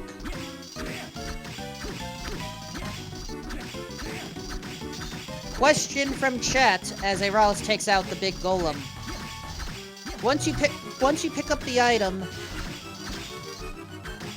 you can do the reset strategy. And Aeralis is taking out Tsuchinoko and does so. I don't know if that's going to be the popular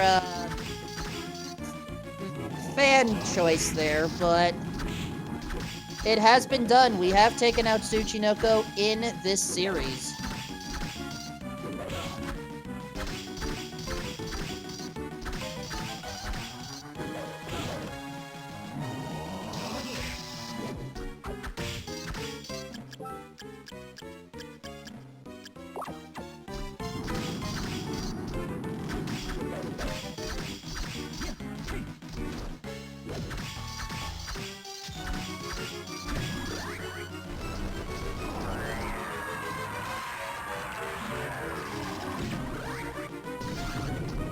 And Gargoyle was the soul from death earlier. I had missed that.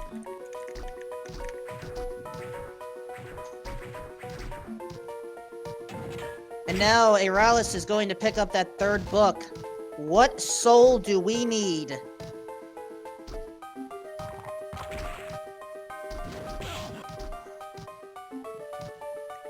Form of a treasure. We need Mimic. So where is Mimic?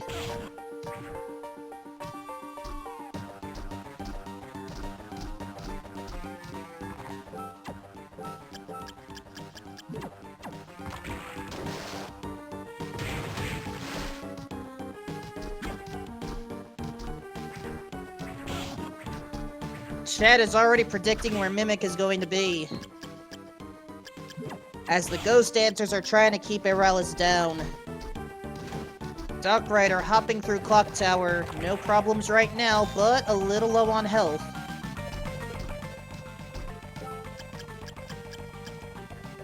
And it was a Mimic.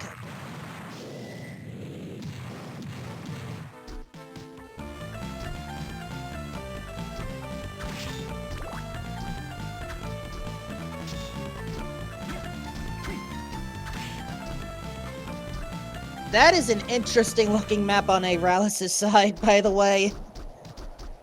It's like the castle looks divided, split up, even though it was just due to floating garden shenanigans.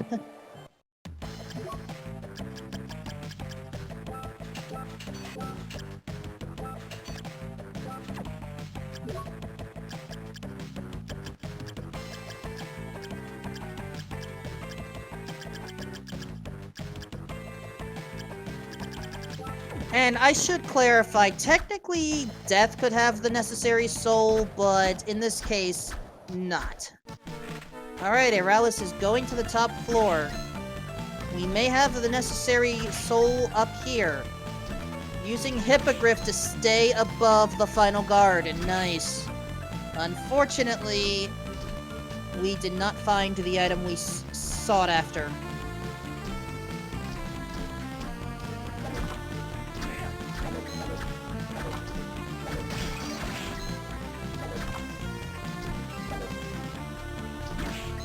And that is correct.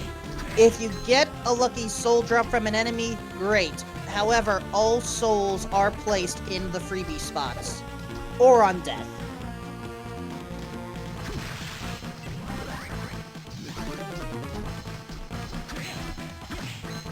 Wasn't that skull key in that exact same position on the prior seed?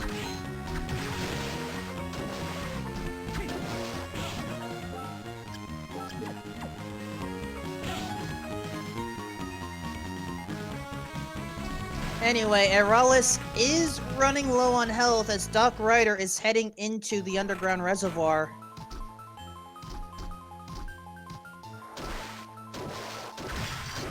As we have a blue soul here.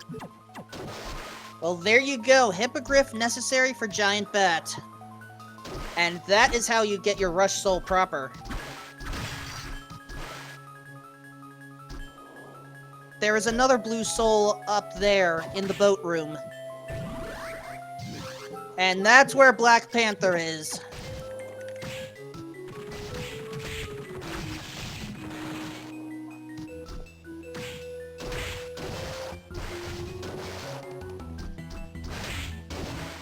I believe down there was an Eversing, one of the strongest armors in the game.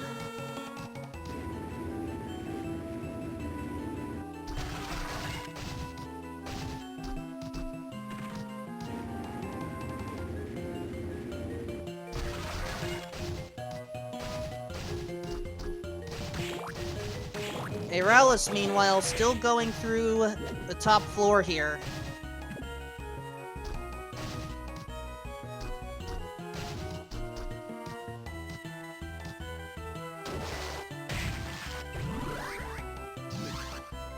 Axe armor is a bonus. And Mimic on the top floor. We have 2 of the 3.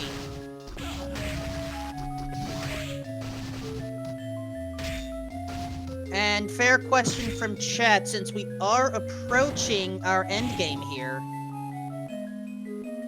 Oh, and there's Satan's Ring. Nice find. So, we are approaching the part where we need our 3 necessary souls.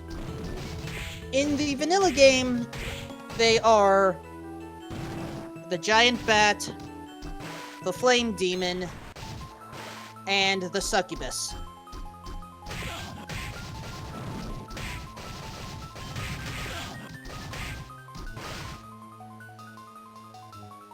And there is Fishhead, also at the top floor. Folks, we do not need the underground reservoir, or anything beyond it. We have what we need.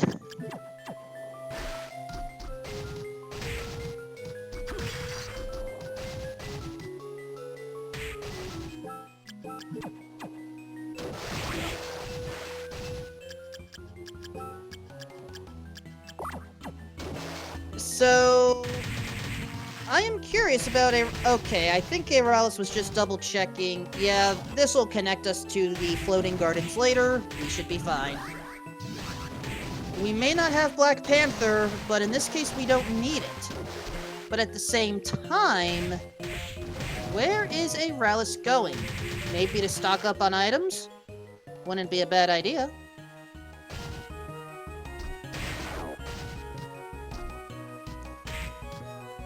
There we go.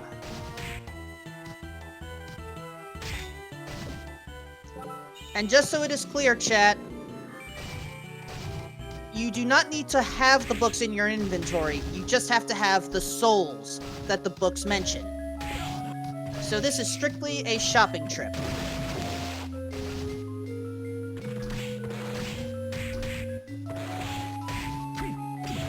And Aeralis has perhaps disappointed many by selling the blocking mail.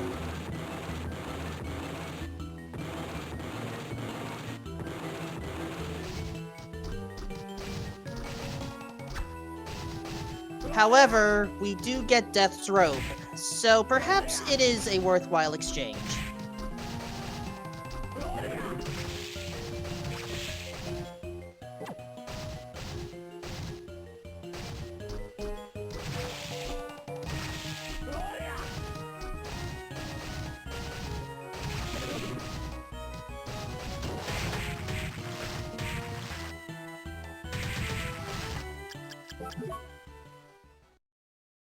And unfortunately, Doc needs Hippogriff, which is locked behind Galamoth.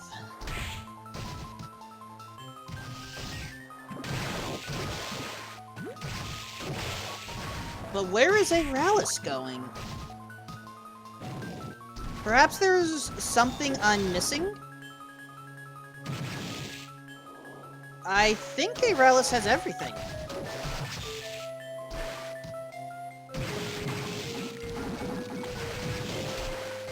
Both Mimic Soul and Fishhead Soul were found up top. But if we're looking for Book 2...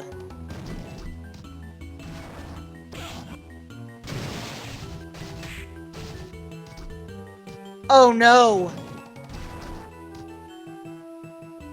Book 2 was found by Doc Ryder on the normal entryway to the dance hall. That's what I think it is. Aeralis went the other direction.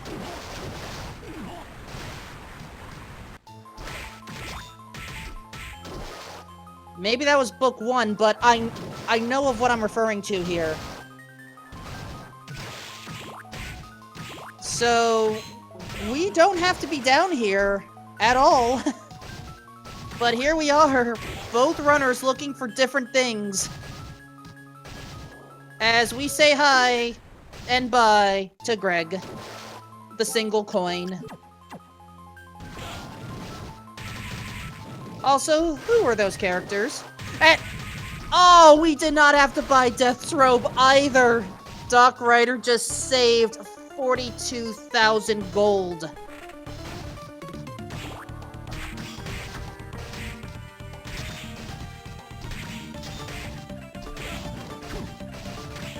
That's how this randomizer can act sometimes. You take care of your preparation, but there you go. There are some runners of different randomizers that say that if you spend... Let's compare Legend of Zelda Randomizer, which, by the way, has a weekly race, I believe, around 10 p.m. Eastern tonight on one of the SpeedGaming networks.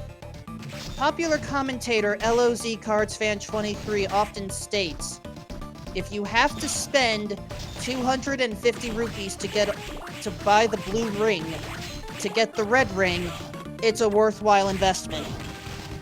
In this game, I don't necessarily know if that logic holds true.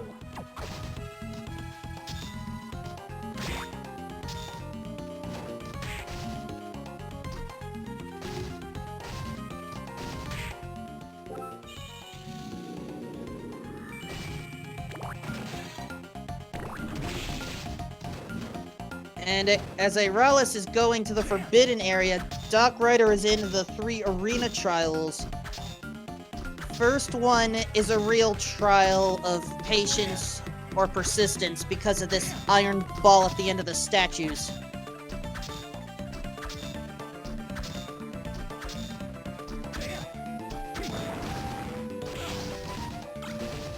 And the demon mail, it's like we have almost all of the top armors in this seed, folks.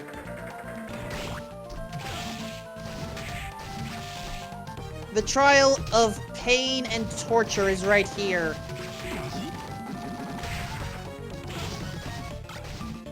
And a final sword to boot. We don't necessarily need the Claim Soleil. Doc has the weapons necessary to finish this game now.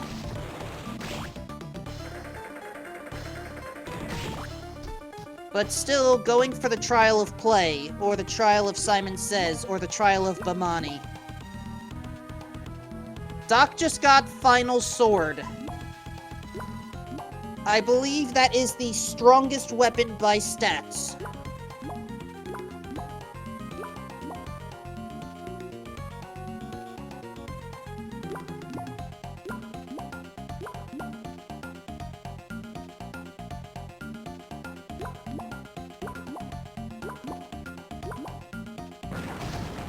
Trial of Play, successful.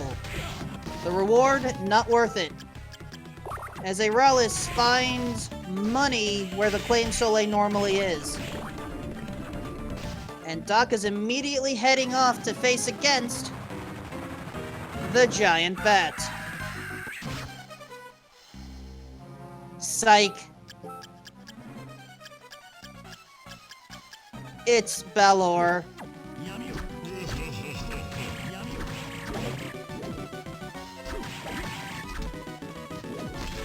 And Doc using Big Golem. Interesting decision.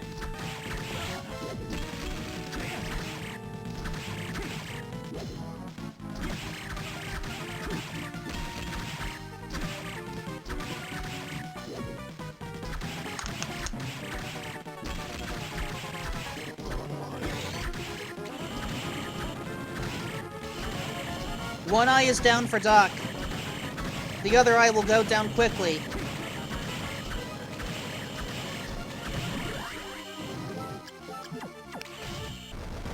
And the final ability soul kicker skeleton is found there. A little late.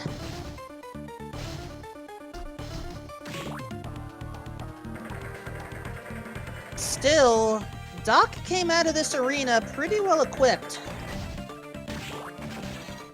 So, considering that both of our runners are missing necessary things, the time spent here was worth it.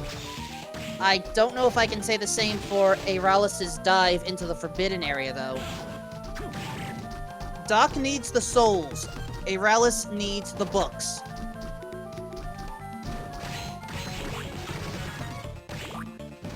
And a silver gun as a replacement for the handgun.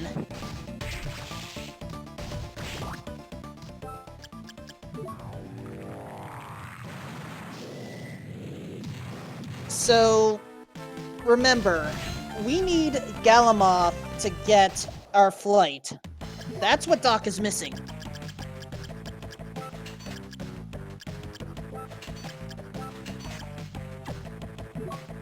Doc sold the final sword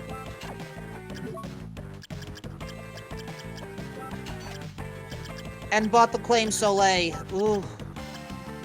I mean, it is good to stock up on food and magic replenishment now, but honestly, even I would have considered keeping the Final Guard and passing on the Claim Soleil there. Or Final Sword, that is. But there you go. Doc is going with Claim Soleil blocking mail.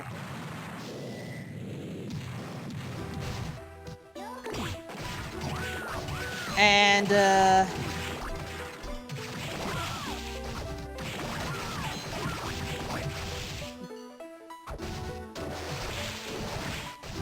so, Aeralis is missing a book.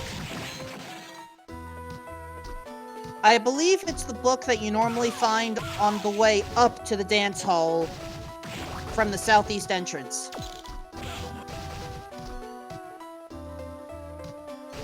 Doc has Galamoth now.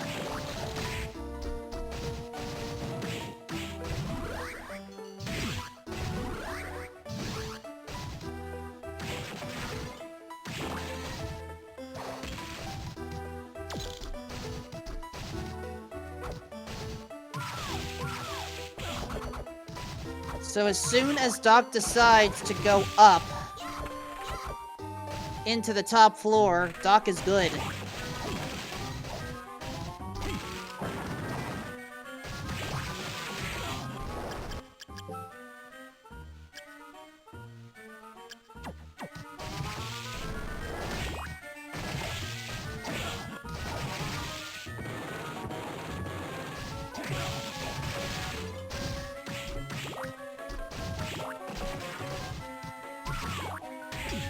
Now that chat is realizing what check was missed, yeah.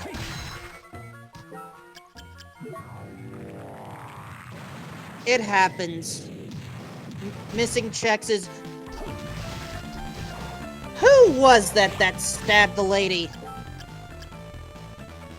You know what? Perhaps now's the time to talk about plot, as we confirm Doc is missing Book 1.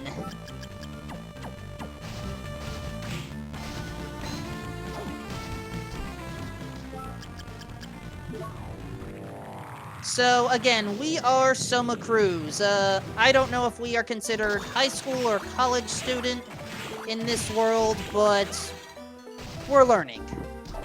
We are learning that we are trapped inside Castlevania, which is inside a solar eclipse, or excuse me, a lunar eclipse.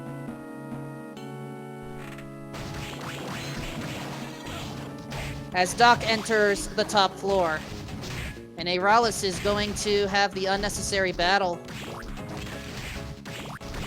We ended up arriving at Castlevania with our not really girlfriend, Mina Hakuba. The one who was stabbed is Yoko Belnades. The one who did the stabbing is officially called Graham Jones. But we often name the character after some type of food item because, well, it's just what we do. So I typically go with Teddy Graham.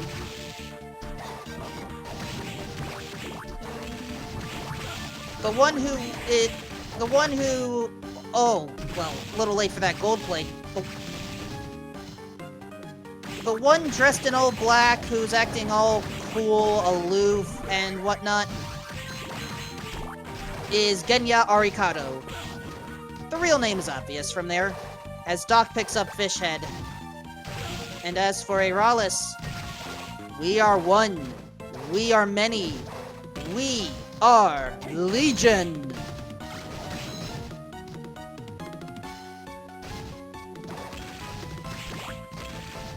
We've already talked about the shop owner, Hammer. He just sells us stuff. There is one more character, and that character is just Jay. Nothing else, just Jay. Technically, Jay has amnesia, but we'll cover that later, as Doc is taking a gamble. Either that, or Doc looked at the book and reset it. Has the souls equipped?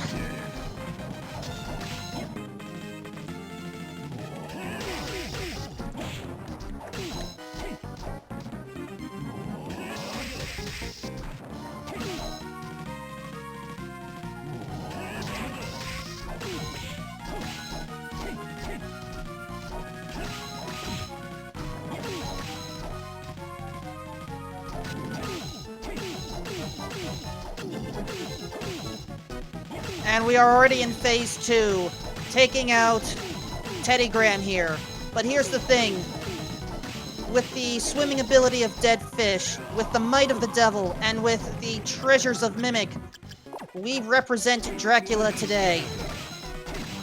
Teddy Graham is angry at us, and has invoked, effectively, a one-winged angel form. Quite powerful at that. Very powerful.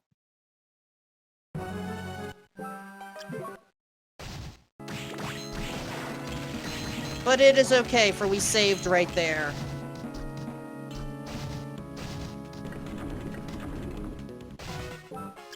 And Aeralis just trying to find the other item. Elfin robe, not helpful here. Oh, nice use of Devil Soul right there by Doc.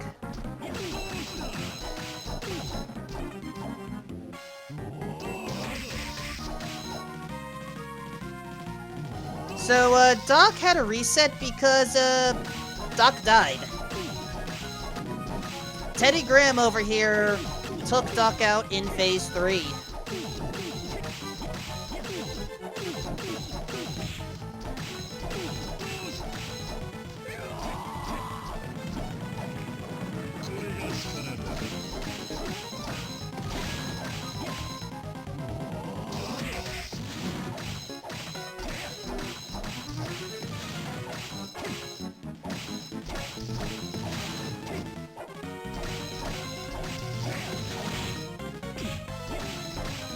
Oh, double hit on the hands, never a good feeling.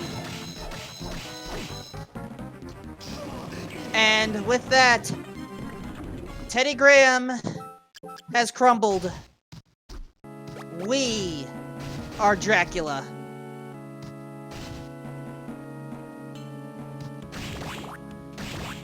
Yes, Soma Cruz is actually Dracula in the modern reincarnated flesh.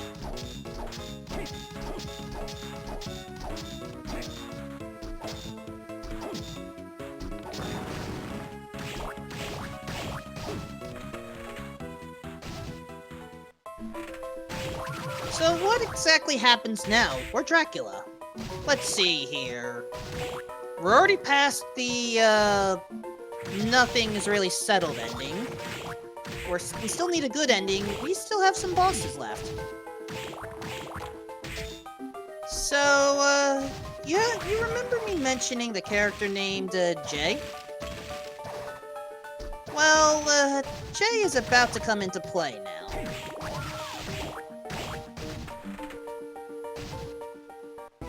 You see, Jay has recovered from amnesia. The problem is, well, we're Dracula. And Jay just so happens to have the first name of Julius and the last name of Belmont.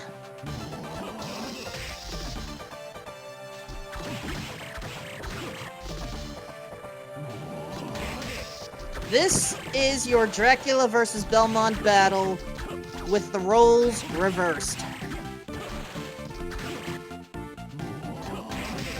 Julius heavily resists holy elemental weapons, so Doc made the right decision to switch.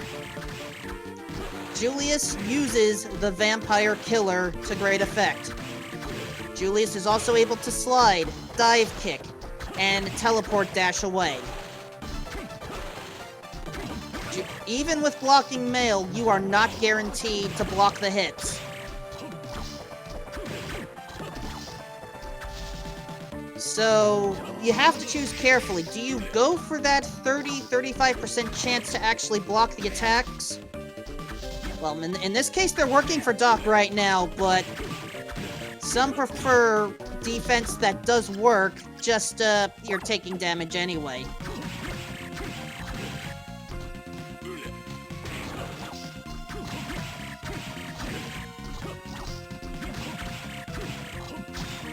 And, no, chat, we're not necessarily the bad guy here. This is just a battle to make sure that we can handle our newfound powers, as Julius is unleashing his Grand Cross! At this point, Julius is willing to unleash everything. The Holy Water, the X, and the Cross.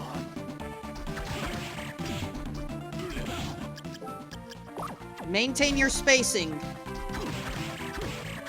Know how to dodge each attack, and you will emerge victorious.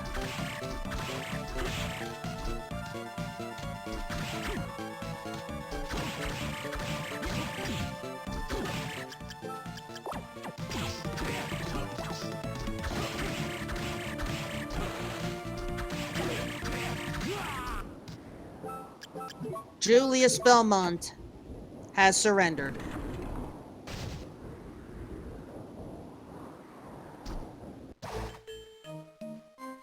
Welcome to the Chaotic Realm. A mismatch of the various places in the castle, all with the memory guiding power of sepia tone.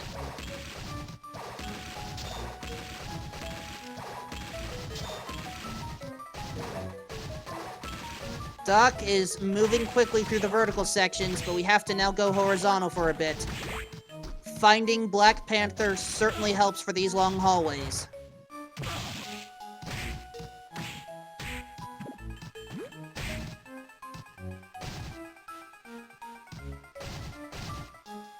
Doc has skipped both save points along the way. Perhaps brave. Perhaps thinking that he's behind. But when in reality, Doc is ahead.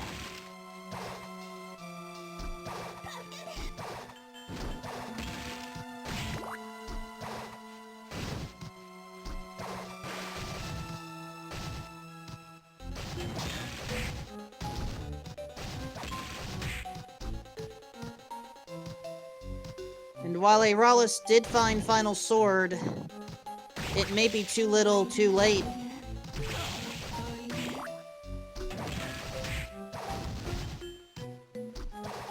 This is primarily an item randomizer, yes. With this, Doc has reached the center of the Chaotic Realm and is ready to face off against Chaos itself.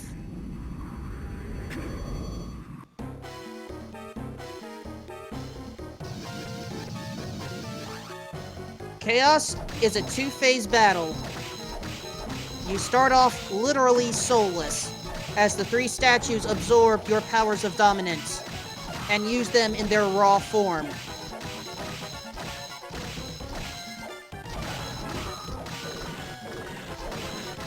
However, strong weapons like the Flame Soleil make it easy to take them out.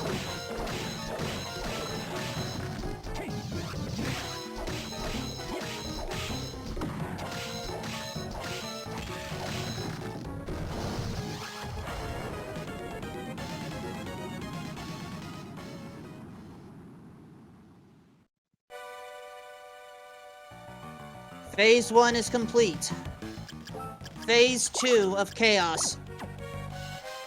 The target is the center orb that bone dragon just left. The orb is protected by 4 corner eyes. The more eyes you take out, the weaker the defenses get. Watch out for those sticky mines. If they grab you, you will be blown up in about half a second. The bone dragon is willing to move about and fire its own bouncing orb, while the center orb itself is fine with using a leaf attack. Oh! Multiple combo attacks being done by the ouch!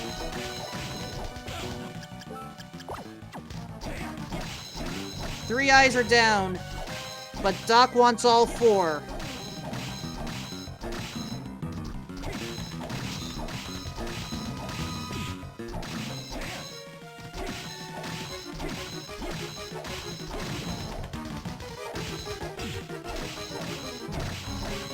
All 4 eyes are gone right now. As long as Doc is able to watch the damage and keep the healing up, this may be over.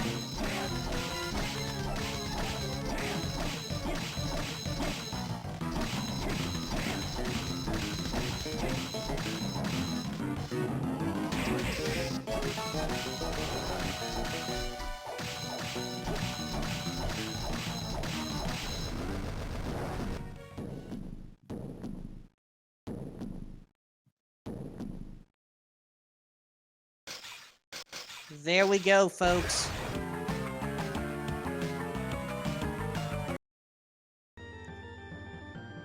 And with that, Doc Ryder has won Game 2, and Aeralis has chosen to stop for now.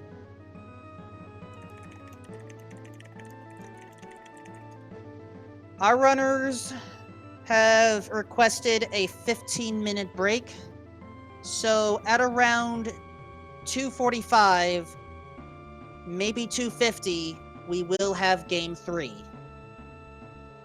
We are not done with this battle yet. Stay tuned for more.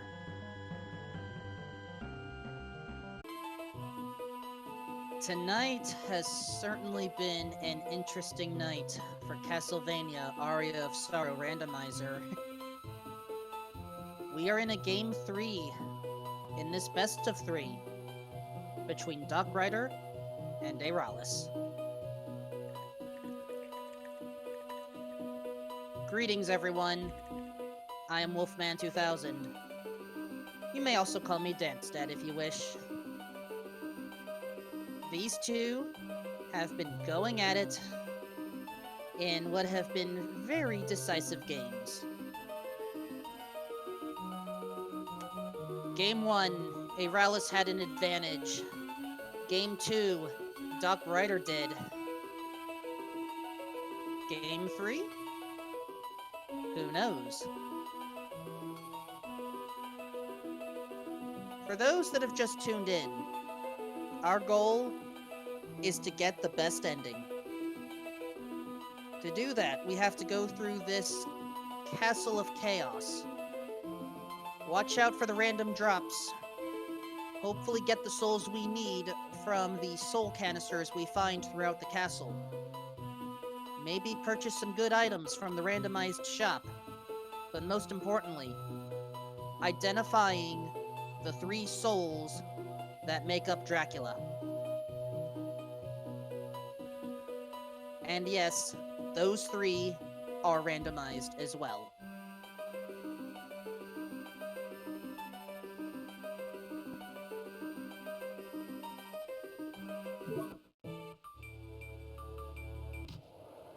As before, our runners like to go for a particular zombie item drop. Did not happen.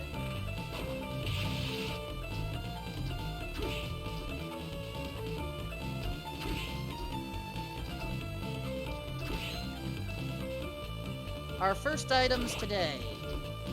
I saw money.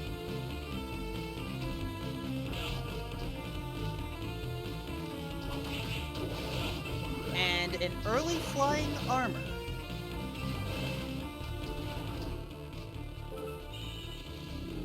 As per usual, our runners save at the save point to allow for the sleep functionality. Final item, a meat strip. But this time, both runners are bypassing the underground reservoir. With flying armor, they can just move on to the other end of the castle. Not a bad idea.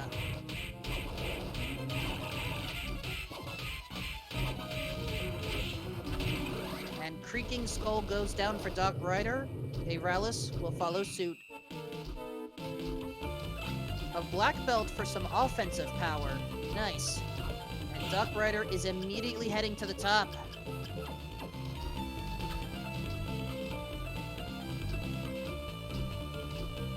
Aeralis, however, heading south. Wants to check out at least the peeping eye hole, just some money.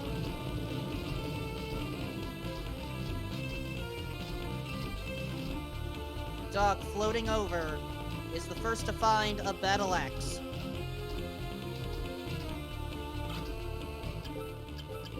And also a pocket knife, if I saw that correctly.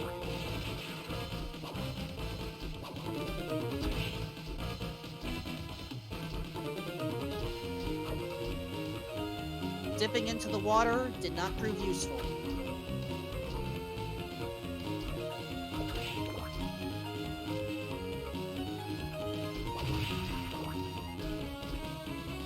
This room, plus the 2 rooms on the right, have 4 items. The left 2, completely pointless. Doc was trying to set up for a skip there, but it did not work.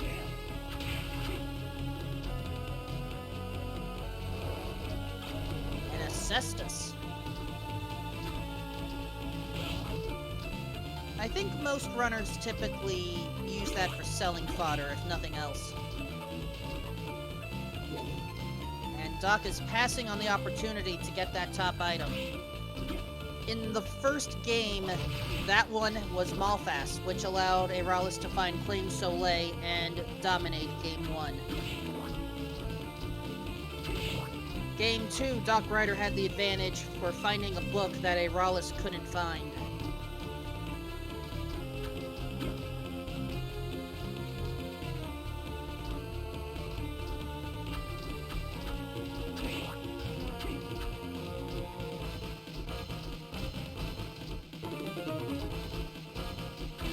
And Aeralis was a little late for possible damage boost there.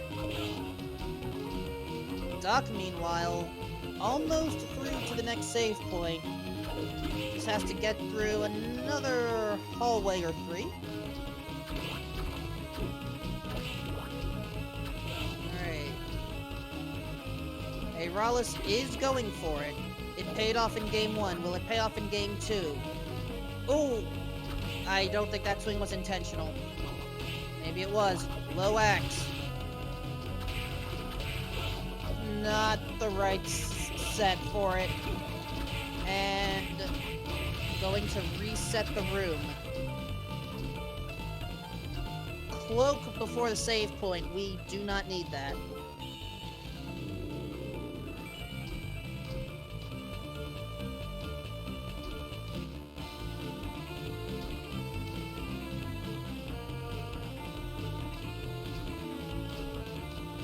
Aeralis wants a low swing.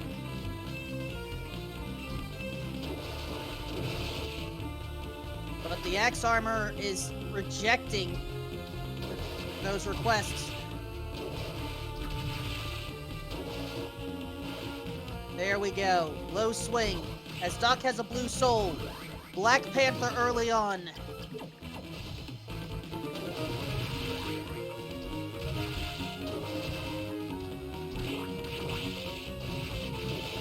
And Aeralis is leaving that item alone. But Black Panther would let us get up there. Do we need to get up there? We don't know yet. But Doc is now the first into the chapel.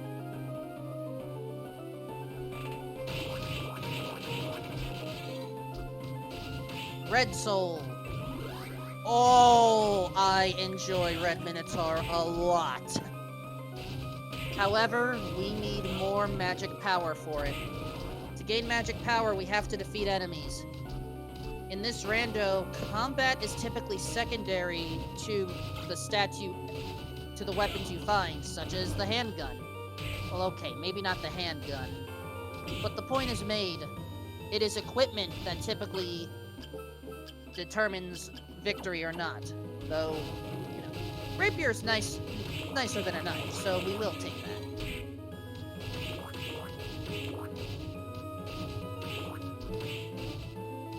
And Une as another red soul. But what's up top? Some more milk.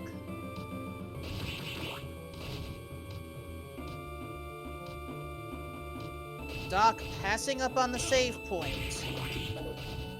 This is what caused a problem in Game 1 by not saving and then taking a death late. A lot of progress was lost. Progress will likely not be lost against the Minotaur, not the Minotaur, excuse me, the Manticore.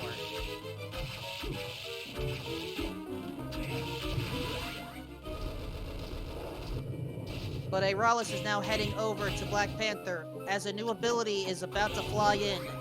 Skeleton Blaze. Beautiful timing for that. And some ramen.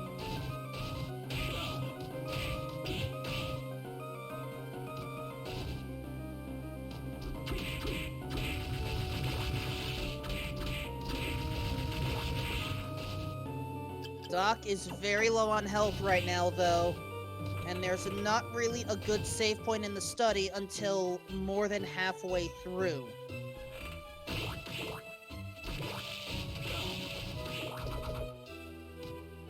Aeralis now picking up the red Minotaur.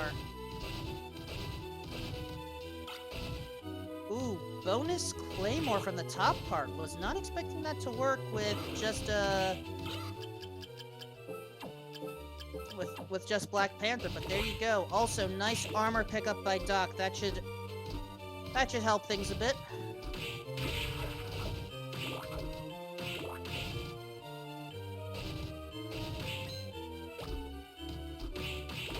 High potion in the butcher's area. Crates aren't going to help right now, but can we see the item?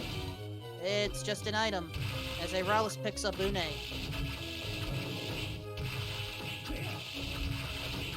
Bonus soul of Mudman. It's a good soul to throw through the walls. And apparently I had missed an Escalon. Maybe that was the item by the crate. Ooh, lucky that was not a mimic. Good news, Doc has hit a save point as Aeralis has taken out the Manticore. And another ability soul outside the forbidden area. Gravekeeper puts that skull door in logic. As Aeralis is now picking up the slide ability. Who is that woman? We will come back to her.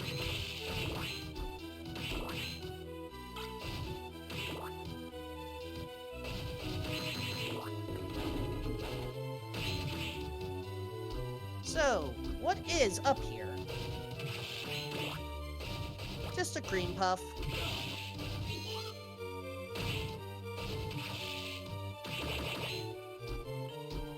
Aeralis is going for the same path that Doc is right now, but Doc is actually the first to do battle with the giant armor. Excuse me, the great armor. I keep on mixing up giant and great a lot, and I apologize for that. And apparently, I missed a bonus soul of Demon. Demon Lord. Nice.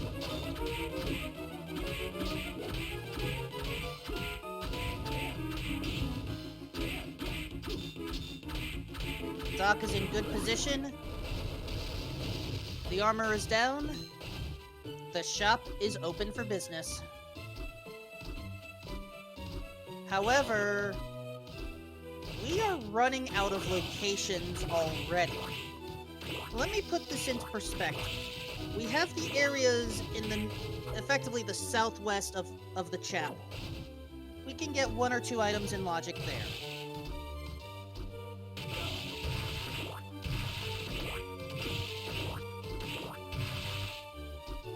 And Aeralis using Flame Demon to great effect, it looks like. We also have the underground reservoir and the path to the top of the dance hall. It's entirely possible that we have to now backtrack through the entirety of what we just went through.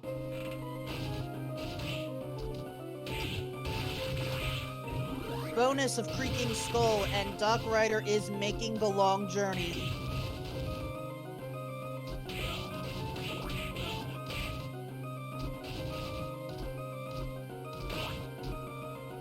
Did the underground reservoir have progression for us?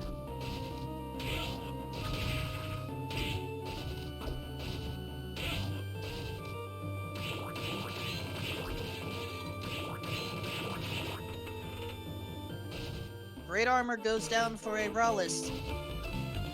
Now their shop is open.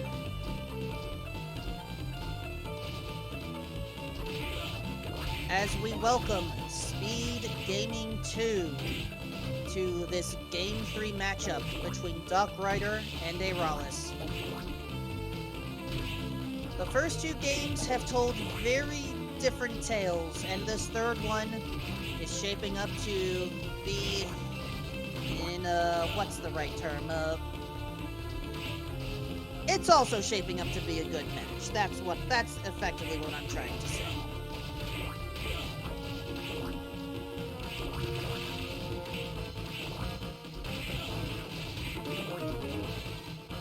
And Oh my goodness, it happened again! That one room contained Malphas. But this time, no one was able to go up there early. And so Doc has the advantage and is going through the inner quarters. But at the same time, we're leaving some items behind. So what is the right way? And Chad is correct. This was what gave Aeralis the advantage in Game 1. However, that required getting the Axe Armor skip. And Aeralis is realizing, unless we get lucky with enemy placements or something, we are not going up.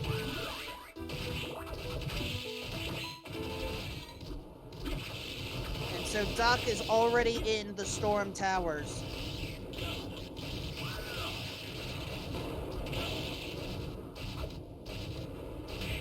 Aeralis trying to figure out how to sequence break up those ledges with the Black Panther. Not having the best of luck, as Doc is already at the top. The copper plate is not helpful. The cuddle... not on my top list of weapons.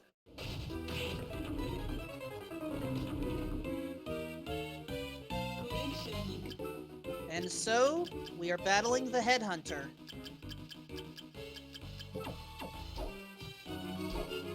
Equipping the Galbalg, I believe this is.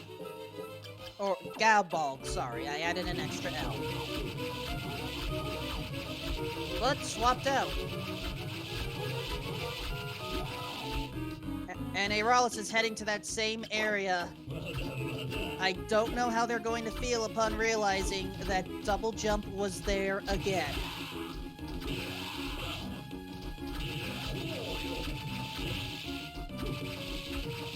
Headhunter, Phase 2, using a rare fire attack that I don't get to see often. It's usually the electricity that I see.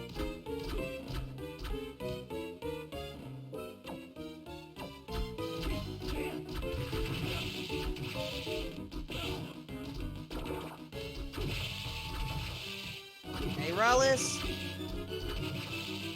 please do not be too upset.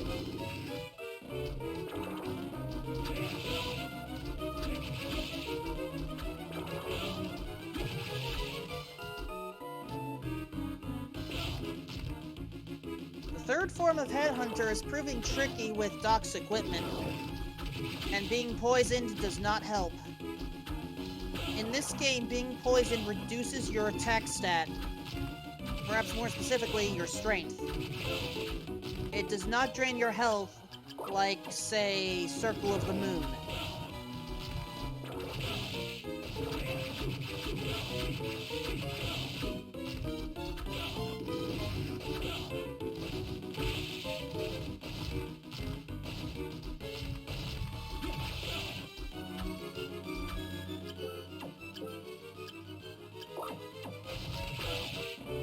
Chad has a fair point. Poison typically doesn't just reduce strength, it typically does drain your health. Headhunter is down. Doc did not stick around for the soul that drops from there because Doc has all of them at this point. And so we have a yellow soul and a super potion. But what is the yellow soul? Stolas. As Aeralis picks up a bonus gargoyle. Red soul, rock armor.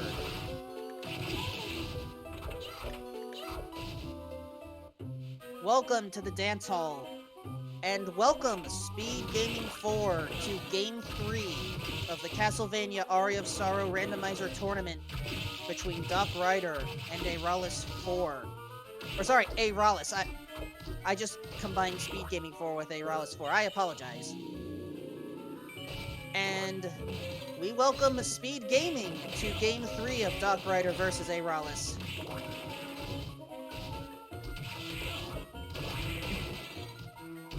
Aeralis right now taking out the Headhunter, Doc going through the cellar portion of the dance hall.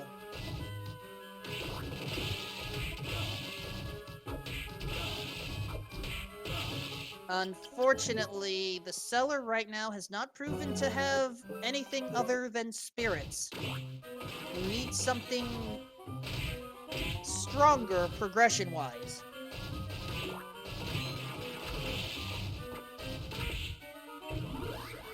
Undine will work. We can now walk on top of the water. And so it is time to take out the big golem. That arm blocks a lot of attacks. It's the legs and the head are the weak points. And Doc Ryder is using Gabolg. Not a bad idea at this point, especially when Big Golem likes to attack with that spitting attack. Mistletoe arrives a little late as Tsuchinoko lives another day.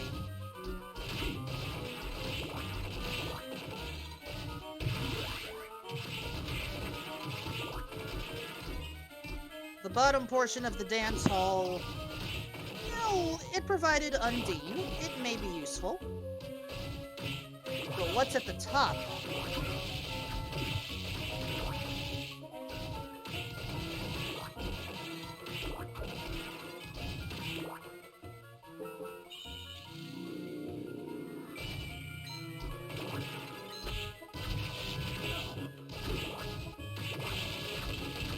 Let's find out. Starting with a lance. A blue soul. Giant bat has been found. Aeralis starting with the top portion instead of the bottom. Our runners are right by each other. Red soul. Killer doll. Personal favorite of mine. And I missed what the item was up there on Aeralis' side, but we're about to get confirmation. Ooh. Mana Prism. Full recharge of MP in one gulp.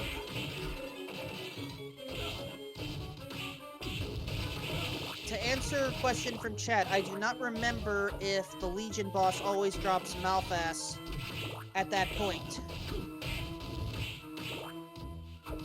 In any event, Doc Ryder is ready to warp.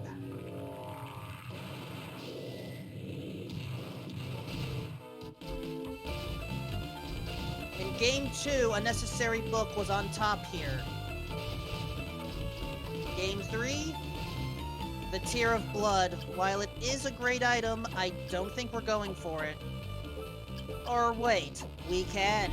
We have Giant Bat.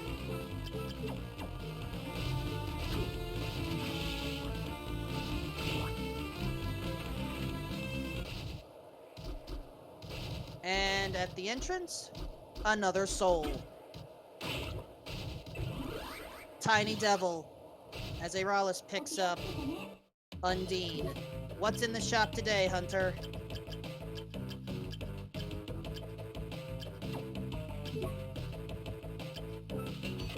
Interesting selection of weapons, but I don't know if I saw any major standouts considering it was scrolling a little fast.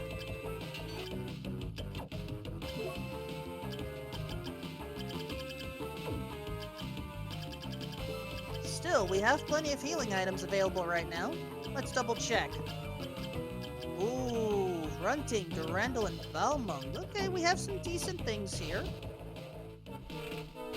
But we need more money.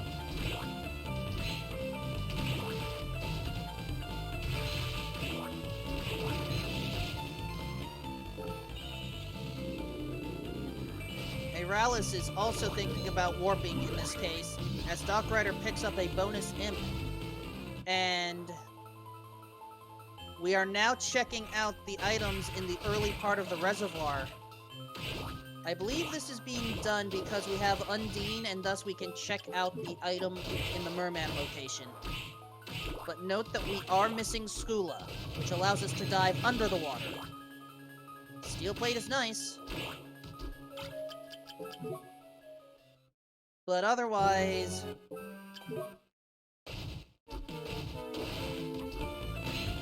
not much we can do here.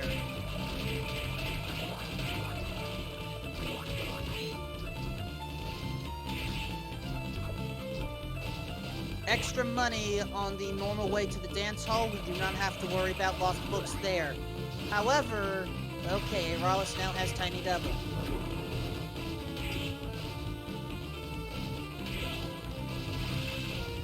I am curious about where our runners are going to head to.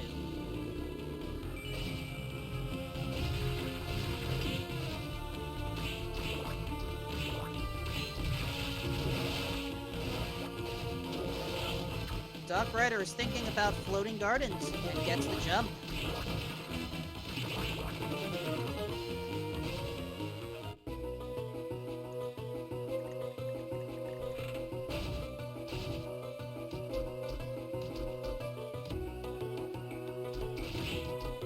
The first item, the sword known as Graham, as Aeralis is about to follow suit, picking up Creaking Skull in the meantime.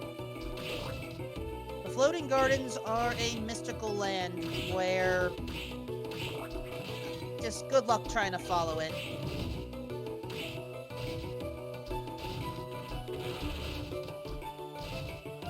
Doc choosing a different routing option. Oh, but sees a canister. Has to go back up.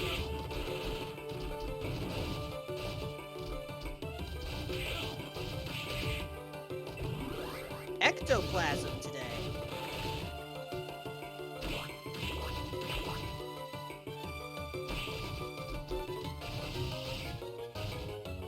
There is some coffee or tea up there. A sword. There's your free Rando. And... oh... Roginus's spear makes a return appearance.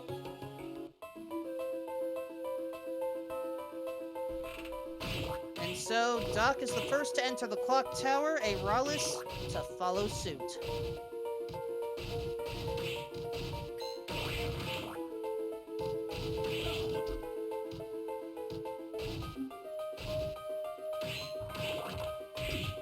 Right now, the main thing that our runners are looking for, besides the souls to finish the game, of course, well, technically is another soul to finish the game, but one that is often picked up on the main course. We are looking for the Skula soul. Skula lets us swim underwater. And by swim, I mean dive in and, with Malfast, jump infinitely. Ooh, Gremlin causing some, problems there. And... oh.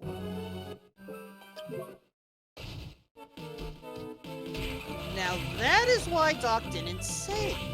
Interesting. Doc is passing on death right now.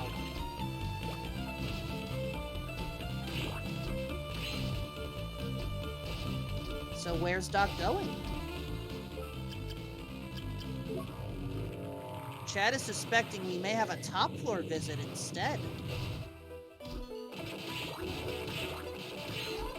It is logical. It's certainly an interesting way of doing it. But Aeralis is going through in the traditional manner. Doc, however, wants to fly.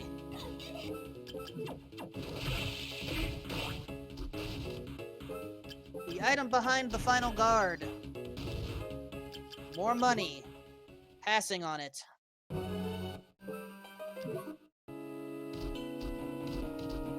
And so Aeralis will be the first to take on death.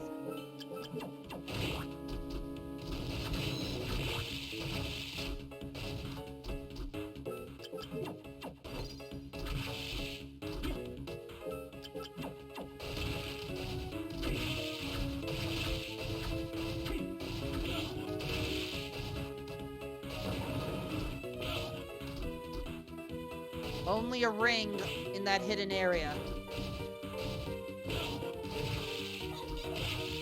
Doc has to be careful. You do not want to be in 2-digit health.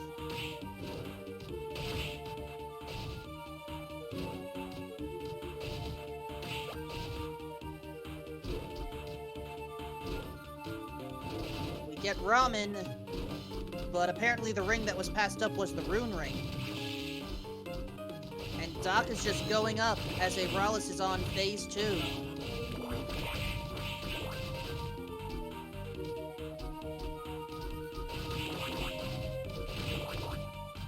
Immediate save point, not a bad idea. As Death is now going all Darth Maul. Remember, oh, ability soul! Hippogriff at the top, ouch!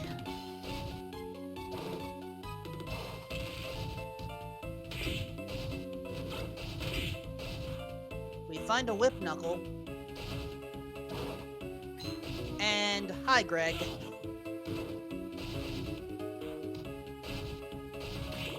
Iron Golem today is guarding some coffee. Oh! And Death manages to take out Aeralis at the end.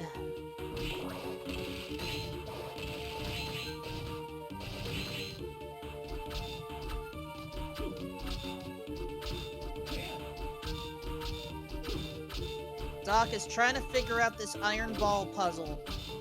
Basically, swing with momentum. Like so. This will potentially allow Doc to take the lead here. Or at least have a bit of an advantage. Because you're dropped off right here.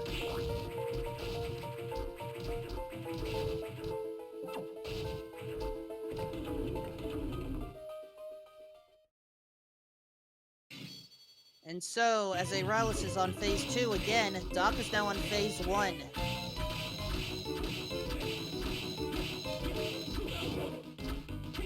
Both using their holy weapons, but Doc has slightly stronger strength here. Or slightly higher strength to be specific. It's not going to result in a lead change by itself.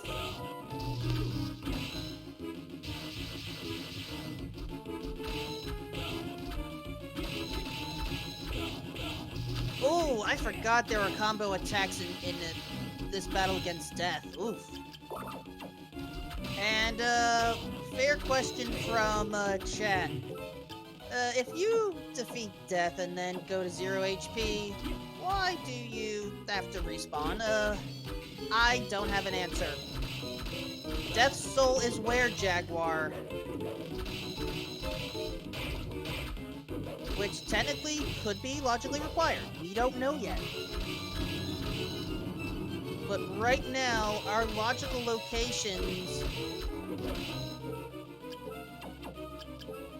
We're running low, folks.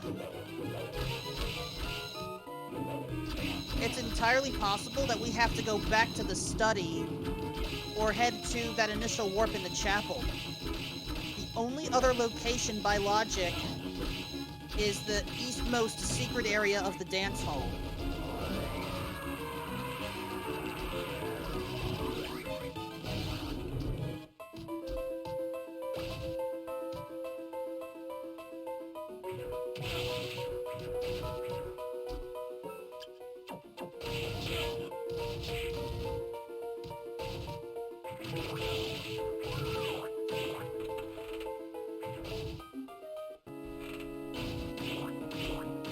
And I think Doc Ryder is going to warp. Just has to get to that warp station safely, though. Aeralis, meanwhile, leaving the floating gardens. And... yeah, what is the best warp?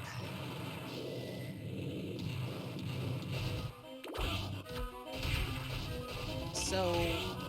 Doc is hoping for that one secret area on the eastern part of the dance hall. We have the ability to get there from both sides. Aeralis, meanwhile, I think heading towards the chapel.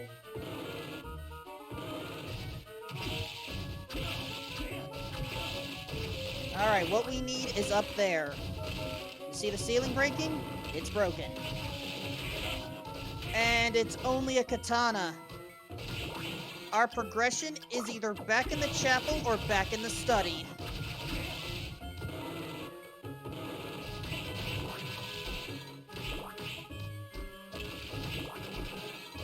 So the question becomes...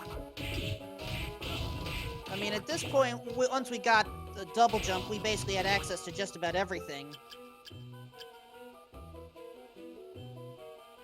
But why were we required to double back? At least by the logic. That is the question.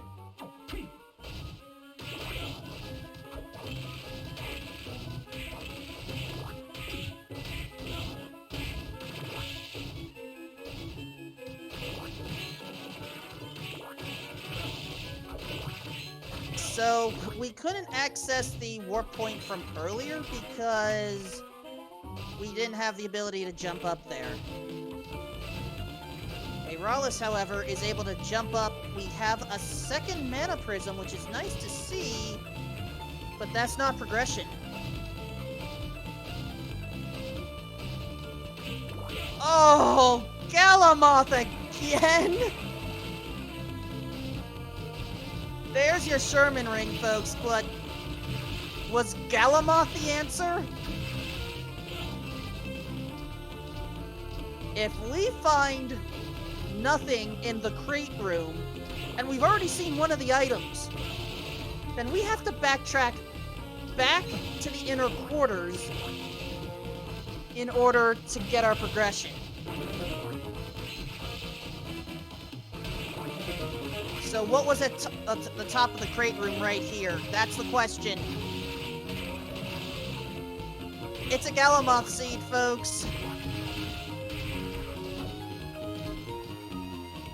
Our progression was locked behind Galamoth, which, ironically enough, I believe our runners had access to Galamoth before Malphas. A Galamoth seed is a seed where you require the Galamoth soul, or Chronomage soul if you get lucky to pick that up, and basically stop the time-stopping thing and go to an area in the inner quarters to pick up 2 items.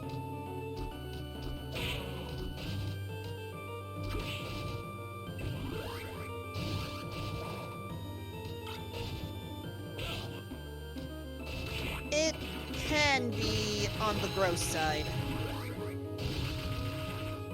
However, Aeralis is the first to head over there. At this point, our main form of progression is going to have to be Skula. So unless there's something I am missing, we're going to find Skula down there. Or technically up there. But what else is Galamoth guarding?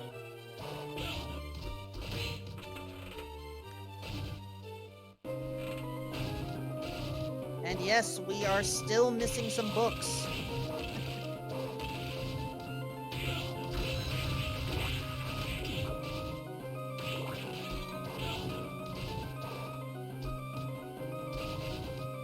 Alright, Aeralis is the first to show the Chronomage that I will not be warped out. Super Potion and Skula were found. We have found like 2 mana prisms and 1 super potion so far. It is a little ridiculous.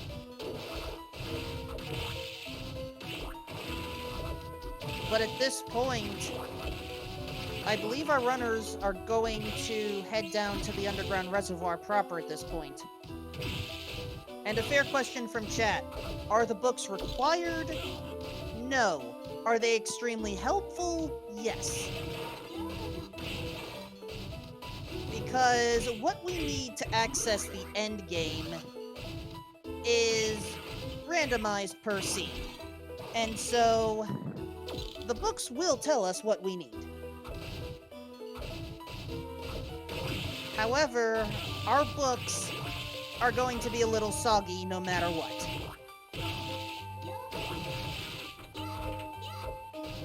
And if our runners wanted to take a guess right now, assuming they have all of what I've taken down, there are 6 red souls to guess, 3 blue souls, and 4 yellow. And it's entirely possible that we are still missing the required souls. There are many items still available, or rather many item locations. It is not safe to guess at this point. And even if we were to guess, well, technically we could finish the seed because of Skula, but I would not recommend it.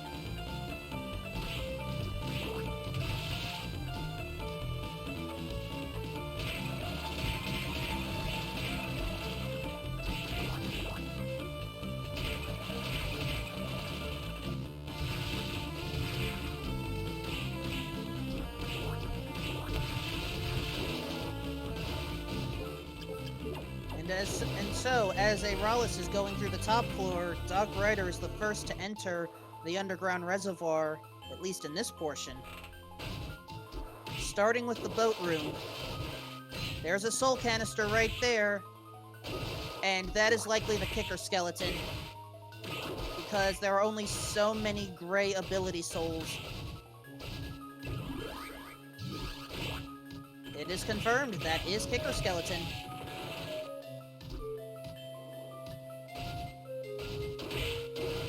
Lower portion, we have money in this room, and something else that we may not care about. We do find some beef curry, but what else can we find here? Let's see, there's a melon down there. Top portion of this star room, the pitch black suit. Don't know if it's worth equipping at this stage. We do have some decent armor on hand.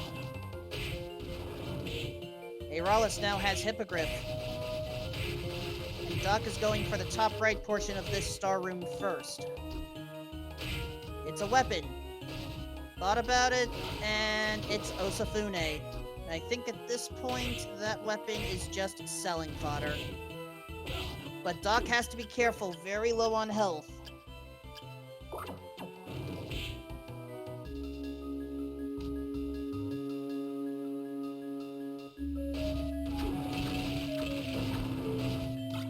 The gold ring in the bottom right. Bottom left will take us to the top back portion of the waterfall, which has money. We need to head to the other portion of the underground reservoir today.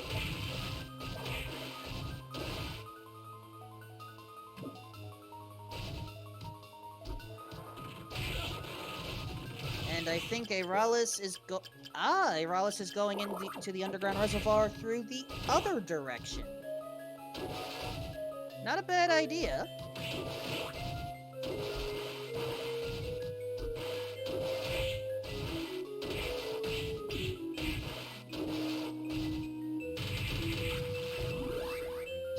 Bonus souls of Lilith, but not what we're after, and a bonus soul of Imp, again, not what we're after.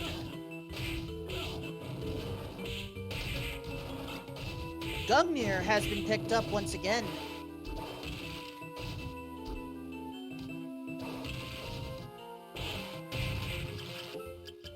Along with some pudding. As our runners say hi and bye to each other in a spiritual sense.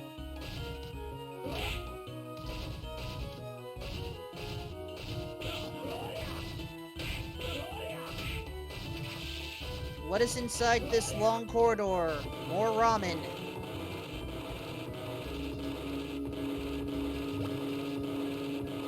I mean, I don't know if I would want to slide all the way through to get ramen over there, but there you go. And excellent question from chat. How do the bonuses and abilities of the yellow souls work? You can only equip one yellow soul at a time, and that once equipped, that effect is used. Only the gray or silver ability souls are always on.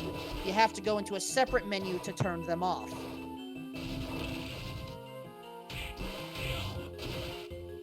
Doc is trying to hurry to the waterfall room right now. And we are here. Back of the waterfall, nothing we care about. Top left. Orlox's suit.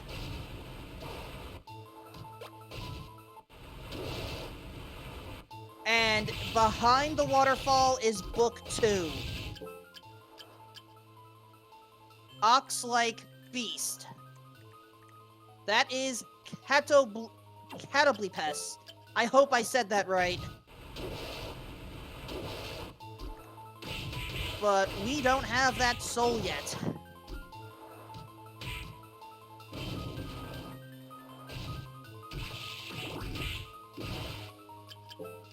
And yeah, it is Catoblepes for the record.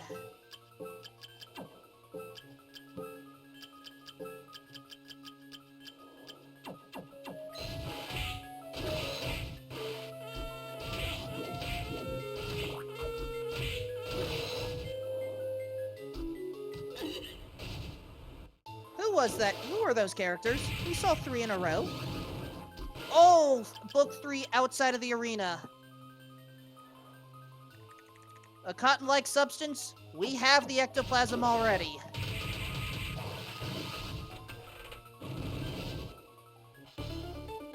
And so Duck is entering into the arena.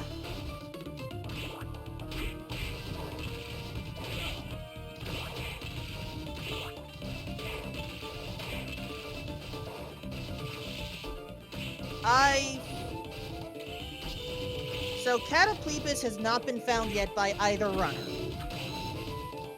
I have not kept up with where the specific souls that we have found were captured. I'm just taking note of the order.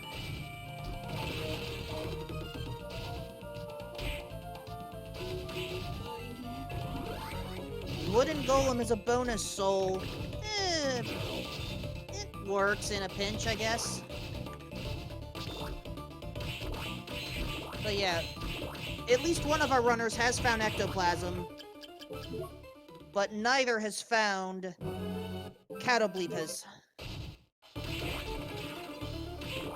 So Duck is in the first of the 3 arena trials.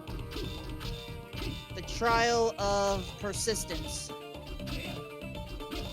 You have to keep hitting this iron ball, keep on with the momentum, in order for it to swing and break that wall on the right. Remember to hit with the momentum, not against it. Blue Soul! There we go, Catoblepes in Arena 1.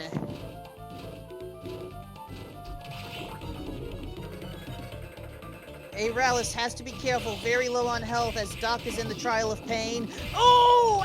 And Aeralis killed by a slime! In the meantime, Red Soul find by Doc. Where Jaguar? There's a duplicate! Which means, unless we need something from Death's defeat for the shop, Death was entirely optional. And now the trial of play, but Doc is deciding to say no thank you, using the giant bat to clip through, and it's for money.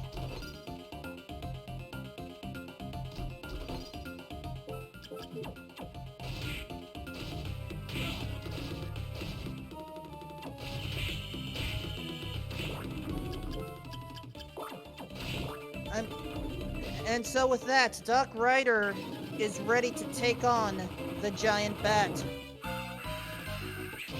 Or not. Everyone, say hi to Belor. Big guy, bigger fists.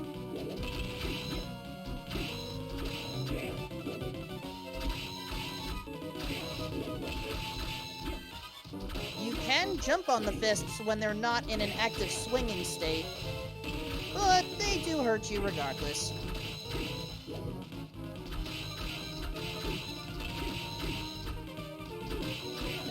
Belor is mad because Belor is in prison, effectively.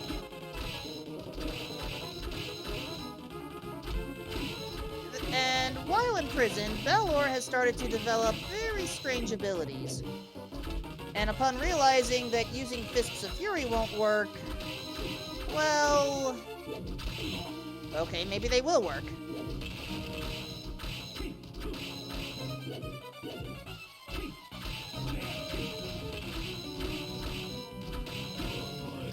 So, Belor has learned how to shoot multiple lasers from his eye. This eye is weaker in strength, but then again, the attacks are relentless.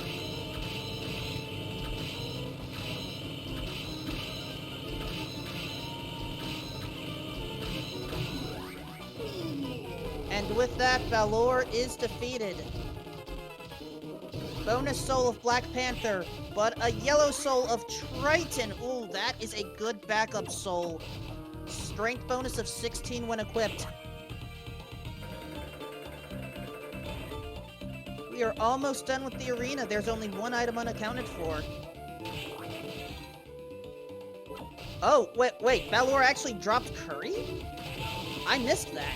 Wow.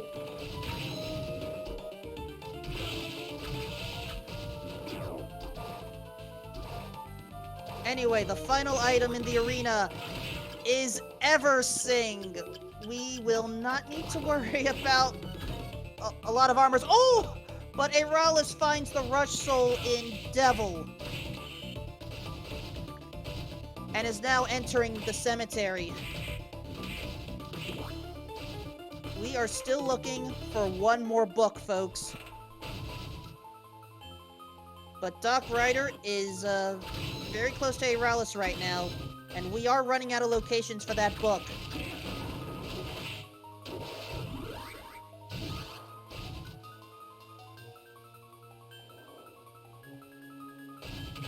And so for Aeralis, it is time. We are many. We are one. We are Legion.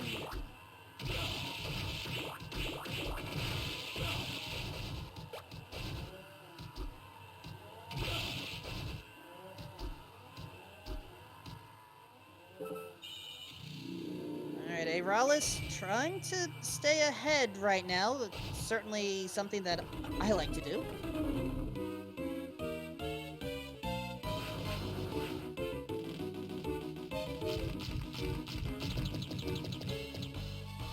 Some runners like to use Rush Souls here, and considering that I think we did get Arc Demon as a drop, it may be worthwhile. Both runners just picked up Devil, so again, the question becomes, do you use it? Doc is using it. And considering we have 2 more Mana Prisms, it may be worth it. But remember, the core part of Legion is literally the core. We have to take out that core. If we take out the 4 corners first, we do get a bonus soul, but it's typically Malfast. It's never a required soul because it can be lost forever.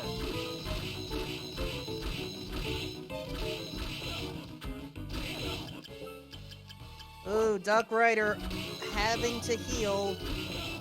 But, oh, look at that! Both runners taking out Legion at almost the exact same time.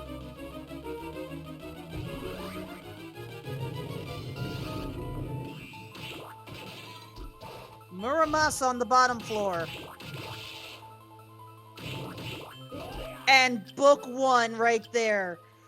Red Minotaur is it. The first red soul we found, and thus we have what we need.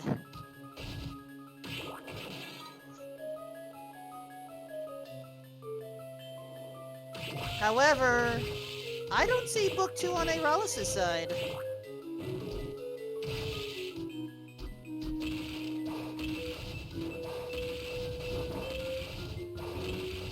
I do believe this puts Doc Ryder in the lead.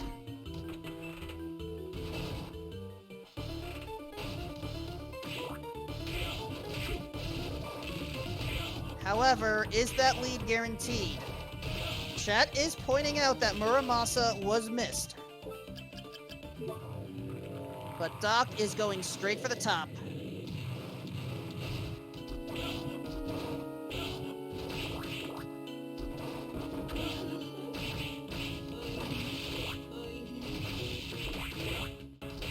is dangerous to go up here, but once we're in this room right here, we're safe from damage. We can heal up.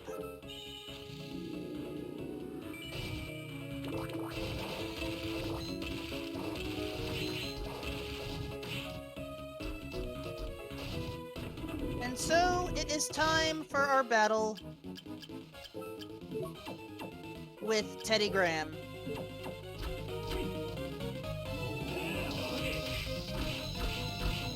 Technically, the name is Graham Jones, but no one ever calls him by that name. This is a 3-phase battle. Teddy Graham likes to think that he is the next reincarnation of Dracula, and is using the attacks to match. However,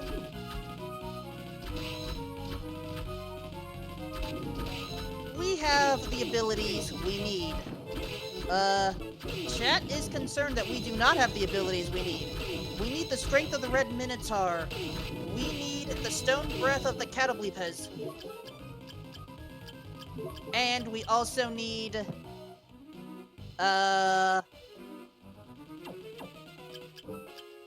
we don't have the cotton feeling of the ectoplasm. We, are kinda missing something here.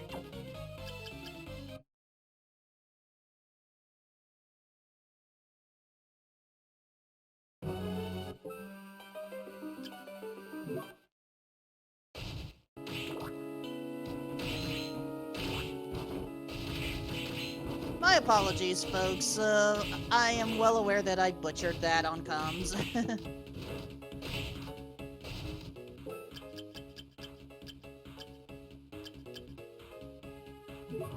So Aeralis is now going to have the 3 souls. However, was Book 2 looked at?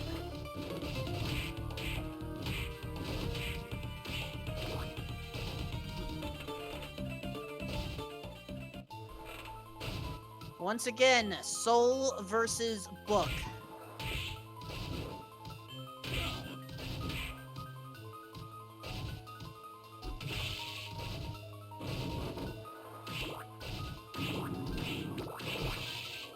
And Doc's going to check out the rest of the cemetery. We'll only find Muramasa there, though. Aeralis needs Book 2, which was from the gardens. But Doc needs ectoplasm, which I believe... Actually, I'm struggling to remember where right now.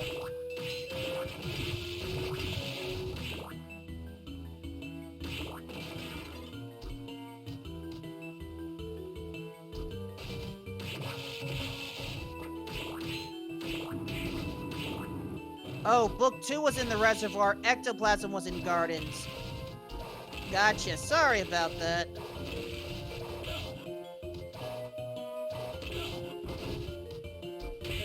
We have certainly had very interesting 3 games here, as Aeralis is now going for Valor here. And yes, actually there was a book behind the waterfall. That was the red book, but that's not the blue book.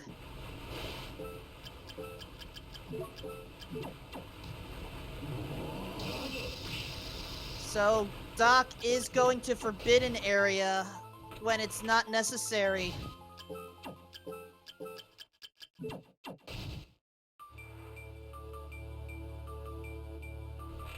So, welcome everyone to the Forbidden Area where your dreams will be trapped in Death's claws for all eternity. Or not, we just get out of there. Sure. So at this point, it's hard to say who's in the lead. Advantage perhaps on Aeralis. Doc is missing the soul, Aeralis is missing the book.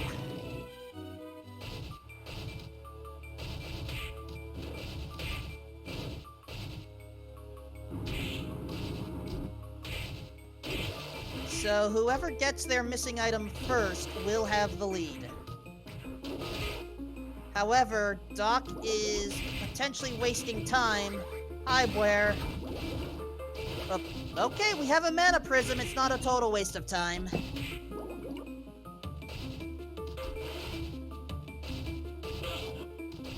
both runners have Eversing now.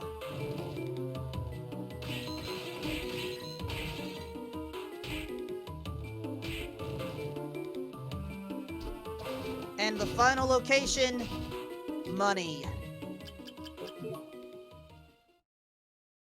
I think that Mana Prism is going to be safe scummed away. So now Doc has to figure out where to go.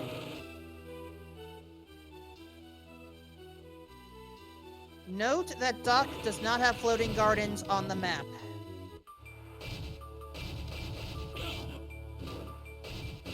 It's entirely possible that, it was safe scummed away. I think chat speculated that, and it may very well be true.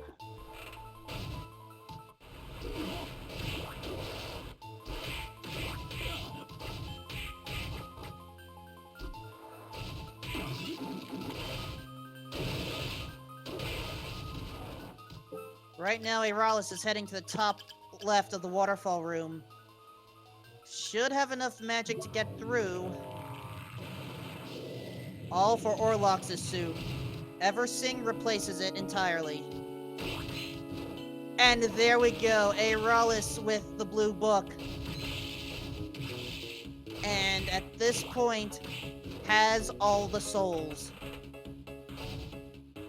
At least, I believe so. If we see a warp to the top floor, then it is confirmed.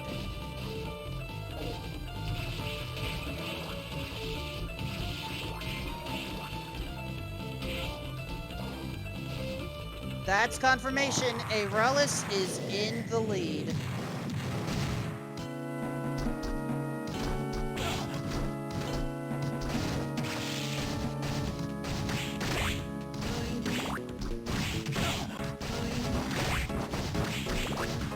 And Doc is double-checking the 2 clock tower trials, starting with the trial of pendulums.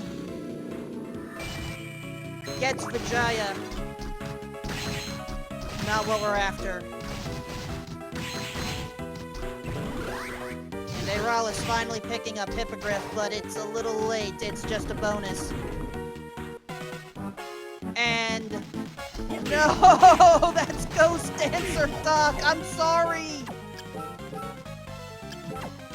There was a yellow soul there, but it wasn't the one we needed.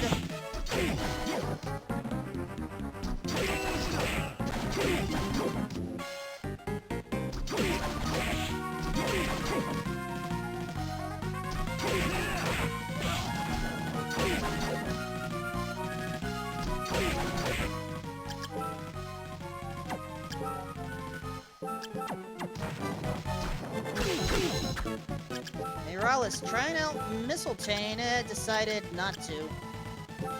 Now going for Graham. No? Maybe Durandal. Alright, Durandal will work well for our purposes.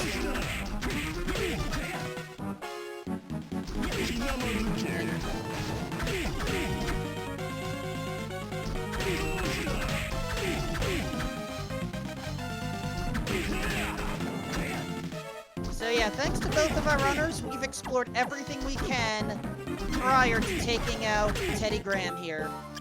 But now, we have what we need. We have the strength of the Red Minotaur. We have the stone breath of the Catoblepas. And we have the, flesh of the ectoplasm.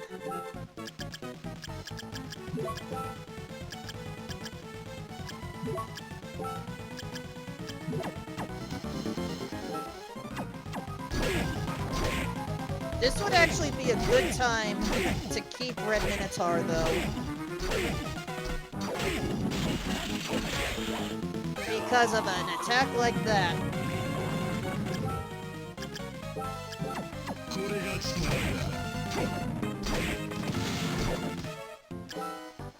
I mean, technically the description of ectoplasm is, and I will read it in full, cotton-like substance that oozes from the corpses of men with regrets. So, flesh is technically a valid description for ectoplasm.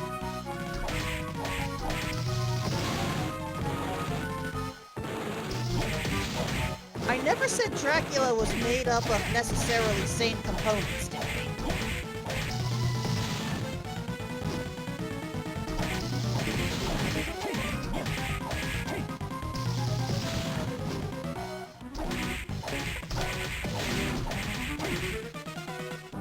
But yeah, Aeralis is able to get a number of double and occasional triple hits here, as Doc is finally entering the floating gardens once again.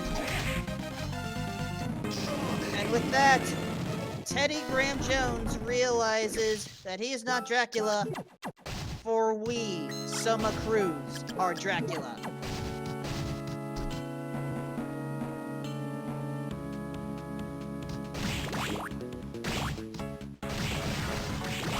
So who were all these different characters? Perhaps now's a good time to explain, as Aeralis is just making their way to the floating gardens.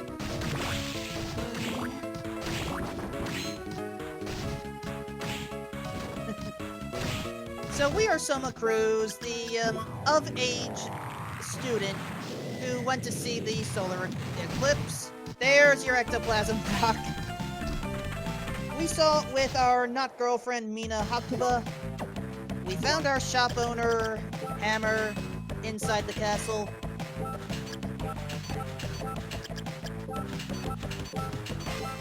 And good idea to get some equipment for the final battle. Selling everything.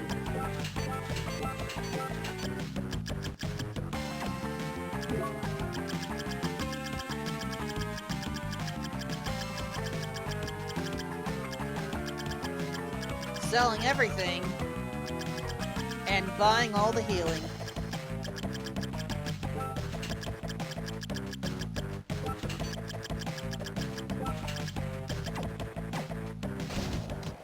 Anyway, let's continue on with the characters. The one who was stabbed earlier before we entered the arena is Yoko Belnate, member of the church who was investigating Castlevania. The one who did the stabbing we've already covered, Graham Jones, who I often affectionately call Teddy. Genya Arikado, who, well, you know who he really is. But there's one character that needs to be brought into the story at this point. The one we call Jay. You see, Jay has amnesia. Or I should say, had amnesia. Jay was important to a battle in 1999 when Castlevania was sealed in the eclipse today.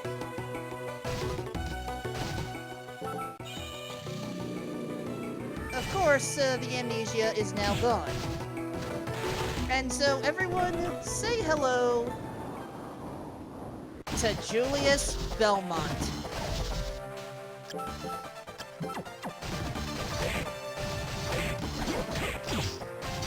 Of course, we had to have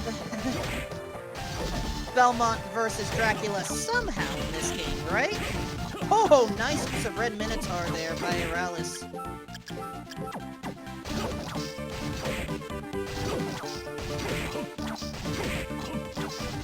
Julius Belmont has the Vampire Killer and can use it well. Watch out as well for the dive kicks, slides, and teleports. Do not use holy weapons against the Julius. He resists them mightily. Doc is now heading up, saving first, and then is ready for their battle against Teddy Graham.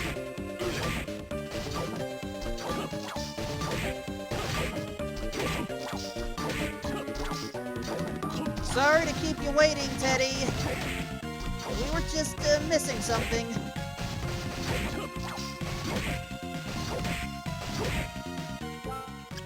As a reminder, we have to take out Teddy Graham with the equipped souls, because if we don't have the right ones, we just get a nothing important ending. Or really a big unresolved one.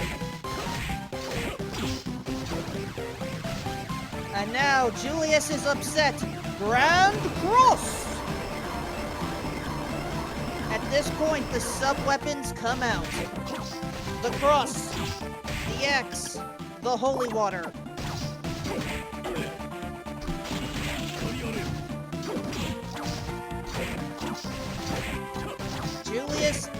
business, but so do we.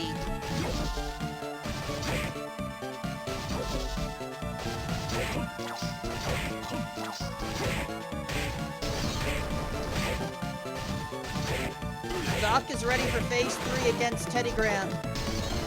But Aeralis, I believe, is almost done with this battle against Julius.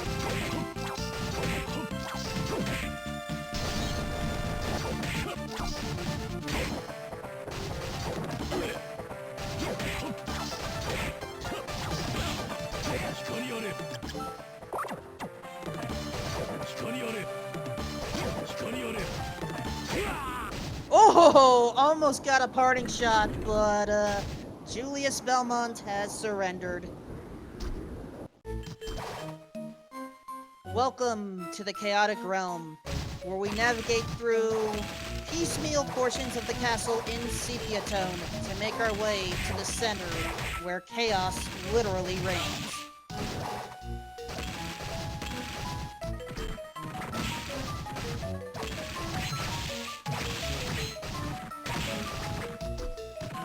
We are, in general, going in a spiral towards the center.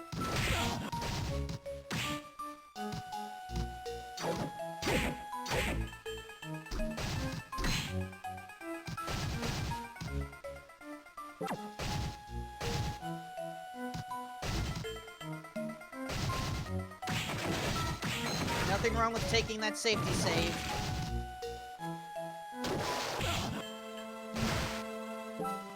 And, to answer chat, to my knowledge, there is no room transition randomizer for this game yet.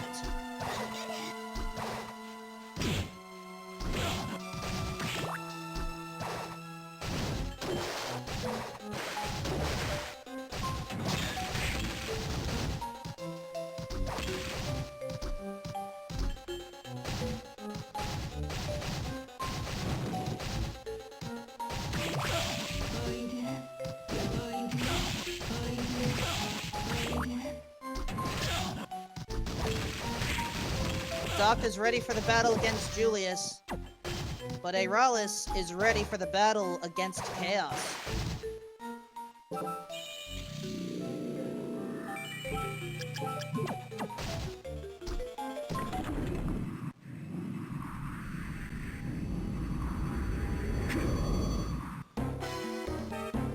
Chaos is a two-phase battle.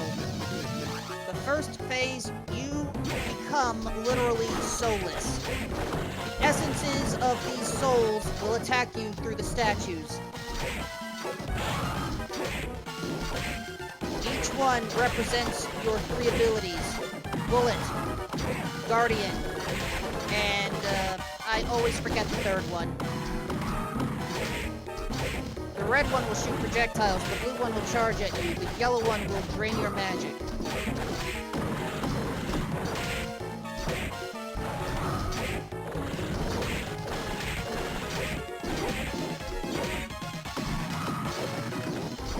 Try to minimize your damage during this phase. And enchantment, thank you. And take out the blue statue if you can. Excellent question.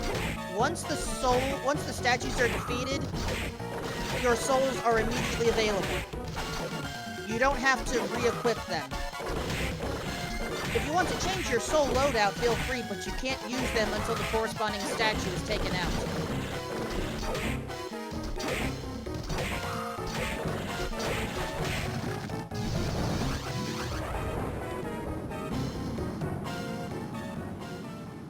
Both of our runners are in Phase 2 of their respective battles.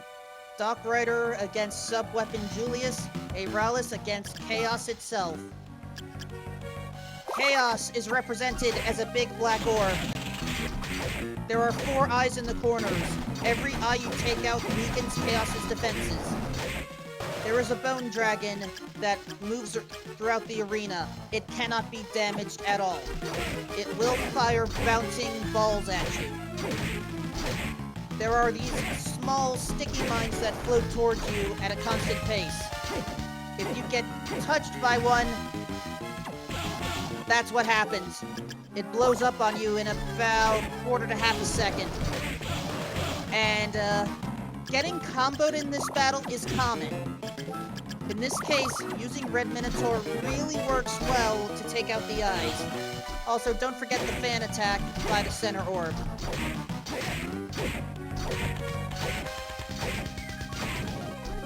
First eye goes down. And as you can see, more damage is being dealt.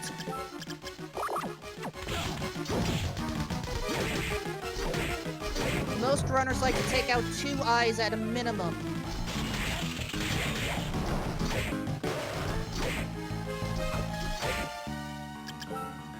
Oh, I did not see that. Dark Rider found Flame Soleil in the first area of the Chaotic Realm. Ooh. That may be too little too late, though.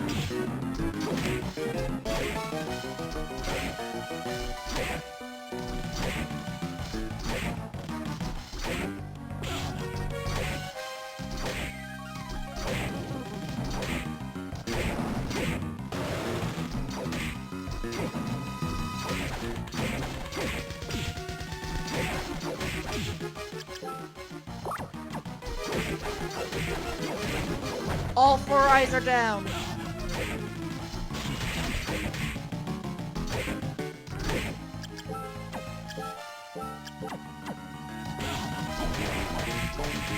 And Aeralis has swapped to Muramasa.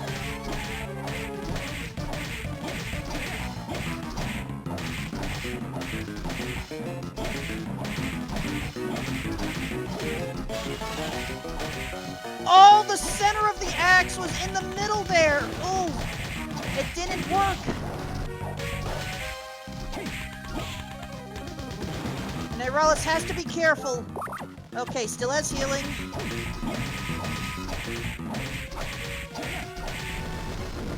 But there we go. Aeralis managed to win a hard-fought Game 3 and finish with an official SRL time of 1 hour, 15 minutes, 17 seconds.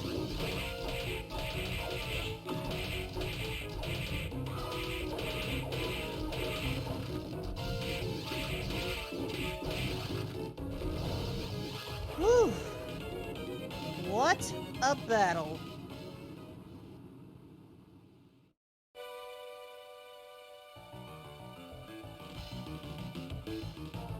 And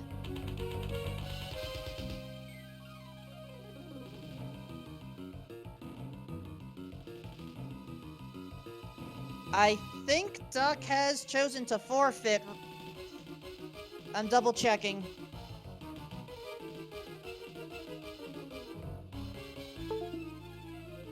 Yeah, I am forced to say that it is a forfeit right at the end.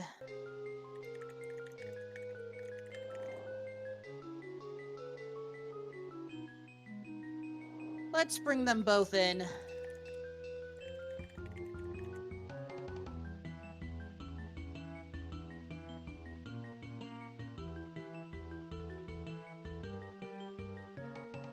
With that, we have our winner of this best of 3 matchup, Aeralis.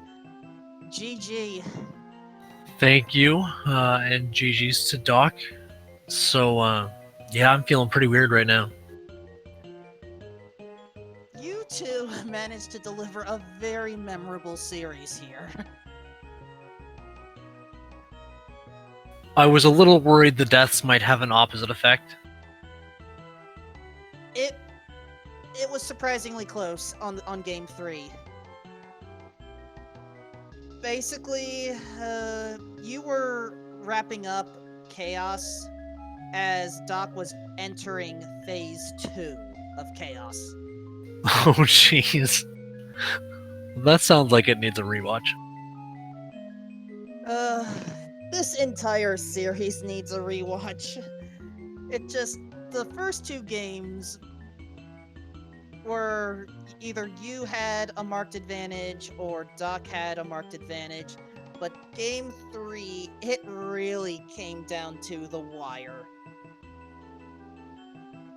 Well, I spent the entire the entire seed for Game 3 just worried. The moment I found Malphus, I just... I don't even know how to put it into words, because I got that flying armor jump first try, and second seed, Malphus was in the same spot. Well, technically game 1, but yes. Oh, was it game 1? Okay.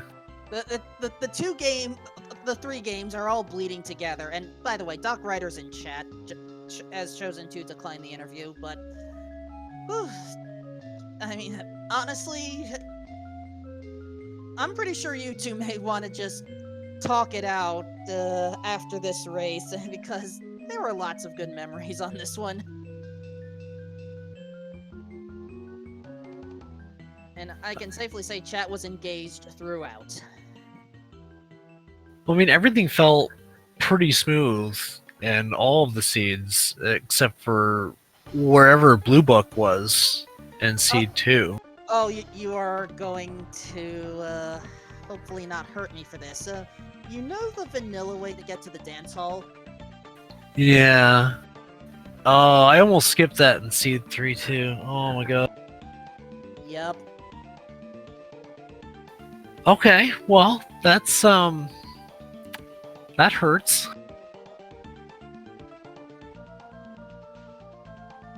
I've misread my own tracker notes before, so I get what it's like to miss an item.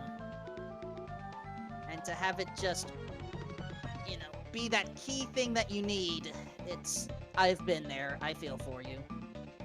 Well, I mean, at the end, when I had forfeited out so we could continue on for Seed 2, I'm just like, well, obviously I'm being punished for skipping East Reservoir, so I'm glad that wasn't the case.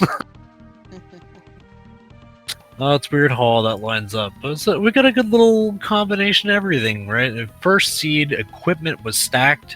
It was amazing. You know, early Panther, Claim, Demon Mail. It was all just lying around.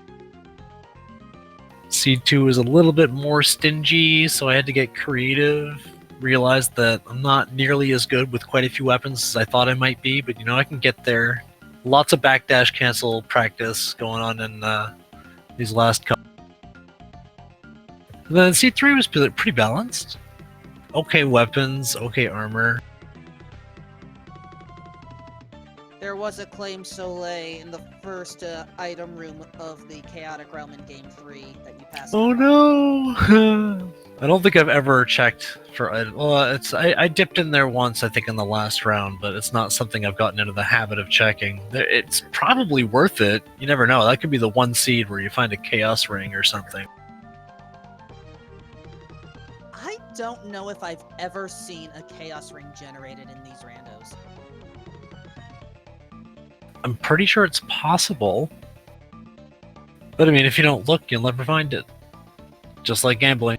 I mean, considering that we've basically gone through pretty much 100% of this seed, especially for Game 3, and I don't recall seeing the Chaos Ring, I'm forced to question if it's even available.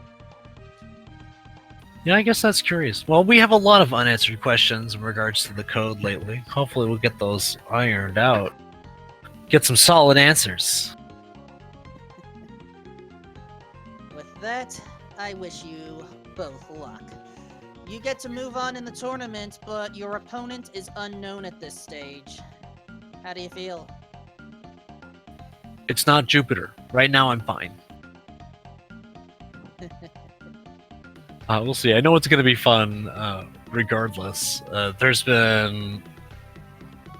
Everybody's been fairly well balanced, I think, so far. Anybody that I've raced or at least got a chance to watch has like a decent feel for what's going on, and it makes it more interesting, right? You don't want to steamroll your opponent. You also don't want to be steamrolled, but I like how well it works out. Like I feel the pressure without that feeling that I should give up, and that's exciting. There is plenty to be excited about, but for now, make sure to get some rest, and good luck in your future matches. And thanks so much to you for not only hosting the restream for us, but also doing the commentary, keeping everybody entertained. And to all of you for tuning in. Give Doc Ryder and Aeralis a follow. They're the real stars. I'm just some silly guy that blabs about the game and hopefully gets some good lore in now and then, but if you feel I did a half-decent job, go ahead and follow me as well. But yes, for those that want more Aria of Sorrow randomizer action, there are two, count them, 2 games at 8 p.m. Eastern. We will have Gozengata versus Magius, and we will also have, I want to say, a possible Game 3 of Raster Cecil versus Rainbow Kira. So, plenty of good matches to come. If there are other games that you are interested in, such as Metroid Prime 2 Randomizer, or Final Fantasy Randomizer Spring Tournament, or Zelda 1 Randomizer with their weekly race, or the Link to the Past Randomizer Leagues, or anything else, please follow twitch.tv/speedgaming or speedgaming236, and follow along, catch all the action, and who knows, maybe you'll be on the big screen one day. Of course, if you would like to help out with all these different events, we are accepting volunteers. So if you want to help out in any way, whether it's commentating, tracking for the matches that have it, or some of the other stuff that happens here, please contact us. With that in mind, folks, I'm not used to calling 3 games in a row by myself, so I need to rest my throat for a bit. For everyone here, this is Wolfman2000, aka Danstead. Have a good night, and watch out for chaos. Take care, keep on grooving all, stay safe.